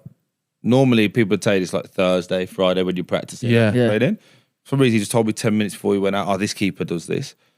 And then got a penalty in the last minute, and I was like, oh, nailed on. Because if it's in the last minute of a game, I'd put it down the middle because no keeper's going to stand. Yeah. Thinking the last minute of a game to win or just keep... You've got to dive. You've got to dive. If you just stood there and I rolled it in the corner, everyone's going to go, you're a prick. Yeah. So I was like, I'll just go down the middle. And then some reason that come to my head, he always goes the other side, just roll it in. And I was so comfortable. I was like, I've scored this. I was thinking like, where am I going to celebrate? And then I missed it, and I was like, fuck just happened there? I remember like the ball kind of just went past me. I didn't even like react. I was kind of like, I was fuming. Yeah. And it's like the first and last time I listened to anyone. Yeah. So So the run up and smash it was developed off of that. Fact, off the back. I only practiced it 3 times a week, every week for the last 5 years of my career. But really, run up and smash it was what I got. Harry Kane or the Ivan Toney. Yeah. Right, now we've got the last blind ranking that we'll do here. There's 5, and this one is the one that might get you into a bit of trouble, but it's fun nonetheless to do. Right, we've got 5 strikers. Oh, for fuck's sake. First being the best, 5th being the last. Well, not the worst. These are all good strikers. Keep that in mind. There you go. Yeah, these are all talented in their own right. So we'll start with the first person and a guest of the podcast, a previous guest of the podcast, Peter Crouch. Oh. I'm blind ranking. Wait. Do blind ranking. Yeah. 1 being the best, 5 being. Oh, this is so hard. I got done the other day, and I know Crouch, and I like Crouchy, and I spoke to him about it. We played in a charity game not too long ago, and I did one of these blind rankings, and it was like, keep quiet if. Oh, and then when. Feel better than. And then you say a noise when. Yeah, I was fine. actually like, Crouchy is better. I clearly had a better career than me, but you asking me, in my prime, did I think that Peter Crouch was better than me? Absolutely not. Fine. And he should also go, Troy Deeney shouldn't even be mentioned in mine. You know what I mean? Like, that's the way it was. And mate, the fucking internet went fucking mental. As if I would like slagged Crouchy off because I thought I was better than him. Like, do you think I got to this position because I thought everyone was better than me? Well, yeah, the whole point. You've got to have that self-belief, right? Yeah, sorry. See Rooney's one as well. Oh, Rooney did it. Fucking hell. Yeah. Could just gone, Wayne Rooney. Yeah. Wayne Rooney. But that's what I mean. It's clearly the mentality of players. Though. You've got to believe that you're. I also you're one of the best. I'm backing Wayne Rooney up, to be honest. Mate, he's one of my favourite players. But I did a big old speech on him not too long ago. Like, he's the most underrated English player He's a legend. all time. Unreal. But sorry, go on, answer me the question. All right, so Peter Crouch, where are you putting him? 1 to 5. Might as well stick him 5. Yeah, you've already, Although I'm looking at this list. You've already slagged him off now once. So. No. I went Crouchy, number 4. 4. You're number 1 in my heart. All right, first. There you go. Fair enough. Lukaku. Oh, fuck, Rom. I'm going to go 3. 3. You might know this bloke. Troy Deeney. 5. 5. Yeah, he's playing it safe here. He's playing it safe. I respect that. 5. We've got Defoe. Oh, JD. Oh, what's coming next? By the way, he was at Soccer Aid. It was actually unfair. Yeah. He's a top goal So scorer now. unfair. He's a goat, mate. He's so good. JD 2. I'm happy with this list so far. Oh, so you've only got 1 left, you know? Yeah, it's just who you go with. We've got Chris Wood. Oh, for fuck. But who, by the way, this season has had a great season. One I don't think. year. I don't. Yeah, Yeah. you got Jermaine I love Paul Chris. I doing love it you. for Know fucking you'd be so young. fuck, you know. I don't think Chris would put himself 1 there No, either. Chris won. Oh man. I knew as soon as it was 1 left, I was like, yeah, this list is cooked. This is what you like. You half try to leave the last one so you give yourself a chance. Yeah. You just get fucked. Always is the way. It's Never number 1 spot. Let me guess. If I had to do it again, who would I do? If I did it in order, I'd go JD, Lukaku, Crouchy, me, Woody. Yeah, I think I'm on board with that. Yeah. Defoe was fucking JD's unreal. class. Unreal. I think he could still play now if he actually tried. Man, honestly, from watching it, and Lennon was playing as well. Aaron Lennon. He's still so fast. He's Mate, so it was fucking actually rapid. insane. I did a podcast with JD just chatting about like his football and stuff. Yeah. Mate, he's so good. And he's obviously, what is he, 41 now? 42? And he's still in great nick. Yeah. Should just lace the boots up, Actually, mate. how old is Jermaine? Because I may have aged him there. Done him dirty. I feel like he retired when he was like 40 though. Oh, no. 42. 42. There you go. Fair enough. Let's talk a little bit about something that's coming up that I'd appreciate if you kind of let us know what it is. A good friend of ours is involved in this, James Olcott. Yeah. A bit of a serious ball knowledge from that guy, you know. Yeah. I've watched his breakdowns and Very good. this guy. It's nice that somebody in this community, the YouTube community, brings genuine ball knowledge to the table. Why are you suggesting that YouTube don't? I don't. debatable. We have some other podcasts We've had some here interesting that lack it. Okay, you know. Okay, I like your start. Yeah. No, James is brilliant. So obviously the show we've got coming with BBC, TikTok, and YouTube have all collabed together. It's called The Last Pundit Standing. So it's a competition of 12 contestants who who are fighting for an opportunity to work for the BBC at the end. So they are content creators already in their own right. Oh, I wonder if there's anyone that I know in this. There'll be a few. That It's quite an interesting concept as well. Yeah. So they go. We give them challenges. Yeah. It's like, Oi, this is kind of mad. yeah, but they get access to some great things. Yeah. So it's coming in the next couple of weeks. You'll see it, but it's wonderful. Met some exceptional people on there as well. And it's really weird. I don't know if it's like you, but you know when you watch TV shows and you see like people get upset because people have left and you think, oh, you don't know them. How can you do that? Yeah. Genuinely, that's how I was. And I'm quite heartless as well. But like you get to know these people, their backstories, their passion for sport and making content. And then you stick them into really difficult situations, man. So really? What, like under pressure? I can't give too much away, but for example, one of the early challenges was like at halftime at Man City Everton, they had to go on the pitch and do a crossbar challenge of a live Premier League game. So if you imagine there's cameras on you. They've got to put it on.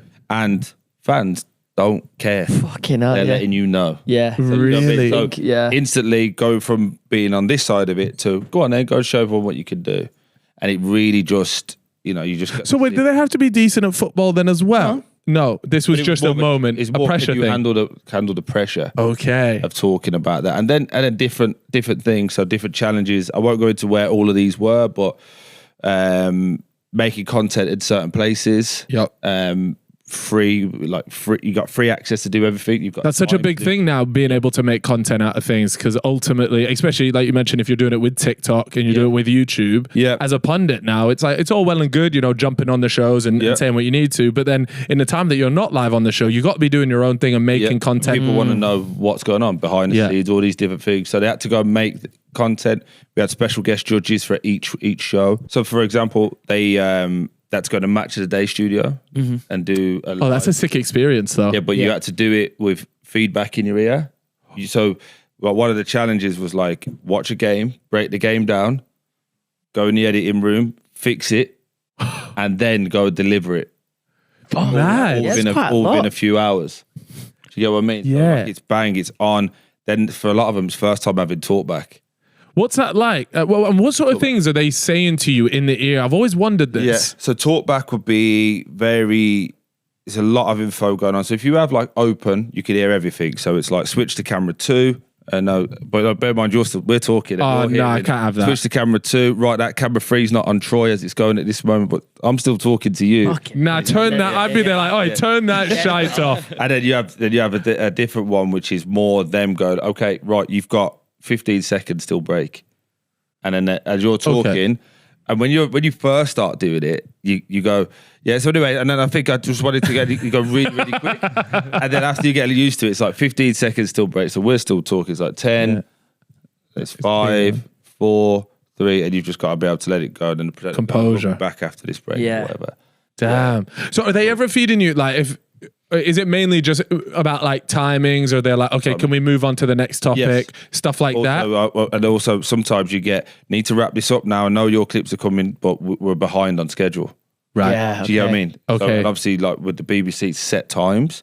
With certain other places like TalkSport, it's set breaks. Yeah. Do you get what I mean? So you can't do it. But for these guys, again, you're talking about people that have been making content in their home and now saying to them, go on then, go perform a match today. Go on then, go perform at, the Amex. All the cameras, the lights, everything. Yeah. It's the fucking lights, man. I'll do you in. They did radio shows, they did Match Today, they did all sorts. They had to present everything. And then it's testing their knowledge as well. And you won't be able to say too much, but I think you'll be able to say this. Did any of them just straight up crumble? Oh, surely, mate. Yeah. Couple. Those, I think what? I would. I'm not on a hate watch, but I'm excited to see that. Yeah. And you know what was brilliant as well? There was loads of people. So obviously you had females in there who are a lot of their world is female sports. Yeah. So you're asking them now to talk about male sports. Right. Yeah, putting them completely out of their comfort zone. Then you've got males in there who never watched the women's, and we're asking them Vice versa. Do you get what I mean? So we were throwing them loads of curveballs, but a lot of it was, how do you hit the briefs? Yeah. So the brief could be very specific. You could go and make some great content, but if it didn't hit the brief, then you failed for that. So there was loads of different bits in it, and we had two guys. I want to give them special shout. We had Cal, who had cerebral palsy, fucking unbelievable in terms of he's one to watch out for in the future. His content, the way he does, his knowledge is fantastic. He's going to be unreal. And you had Toby, who's blind. Yes, I've seen his stuff. Yeah, I've seen his stuff. Honestly, these two guys, for me, obviously everyone was great in the show, and everyone feel like you got to say, but genuinely everybody was great in the show for what they did. But these two guys to have the bravery to put themselves out in front of everybody and raise awareness of their conditions, but also again, I love that fear, like that fear element of so what. This is not going to define who I am, and they come across so well on the show, and I can't wait for everybody to see. Everybody on there was fantastic, and I probably should. Obviously, there could only be one winner. Yeah. But by the end of it, you're gonna have 5 or 6 people that you're like, oh my god, I can.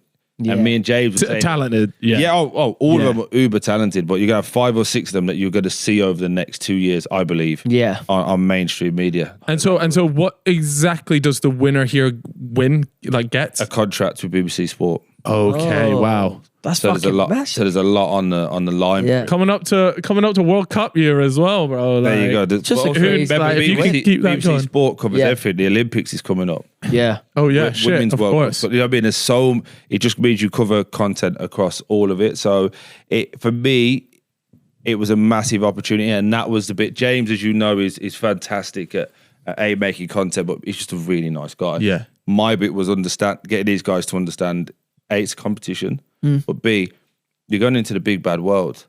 So this world of football isn't. Sorry, I'm vibrating. Apologies. No caller ID. Whoever does that, fuck you. Sorry.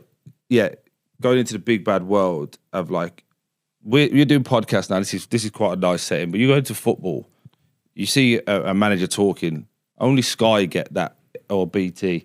Only those guys get their initial action. The rest is get your elbows out, fighting to get 2 questions. Right. If we make this too nice, they're going to think that that's the world. Get a contract and get chewed up. Because it's really, so it's about more like the hustle and like hustle and bustle of it. How quick can you be? But also don't just be quick and be wrong.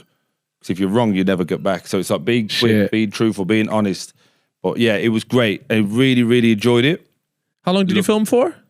6 weeks. Okay, yeah. So it's actually a pretty intense, really quick. And again, got to say thank you to BBC, TikTok, and YouTube. My first time ever presenting.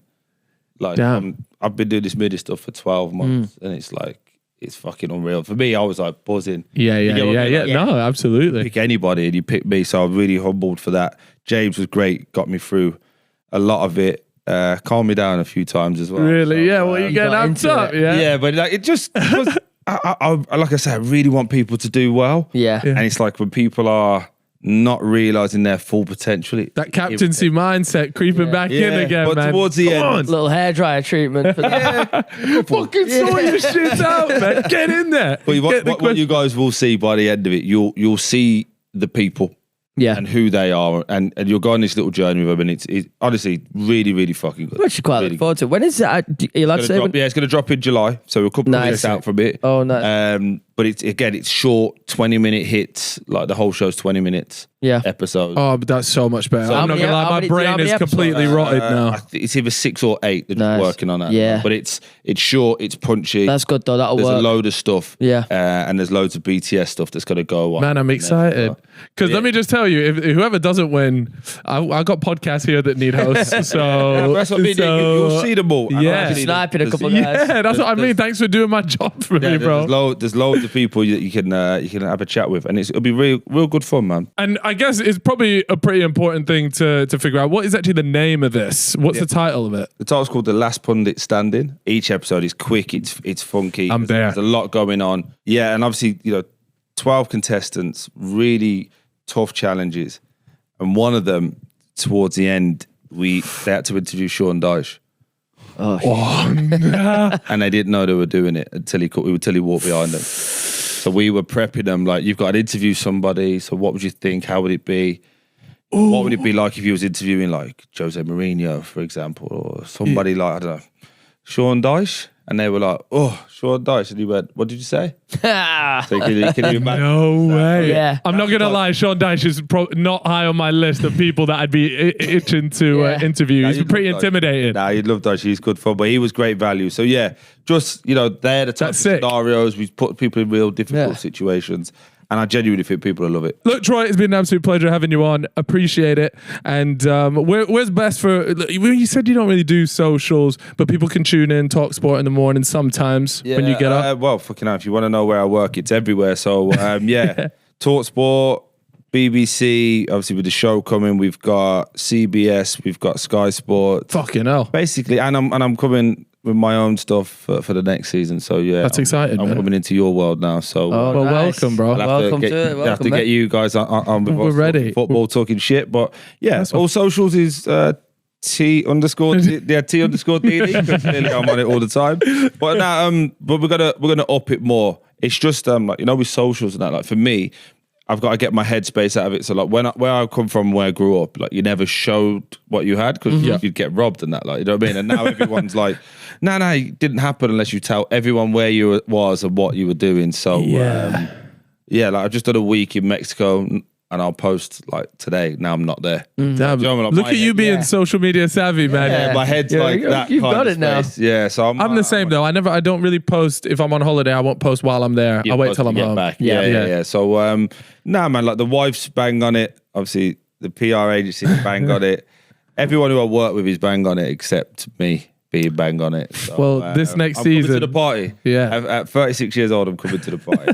don't judge. Amazing. Well, look, thanks for coming on. Appreciate it. It's been a pleasure. We'll see you guys all next time. Don't forget to leave a rating and subscribe. We'll see you guys in a bit. Bye bye. Bye.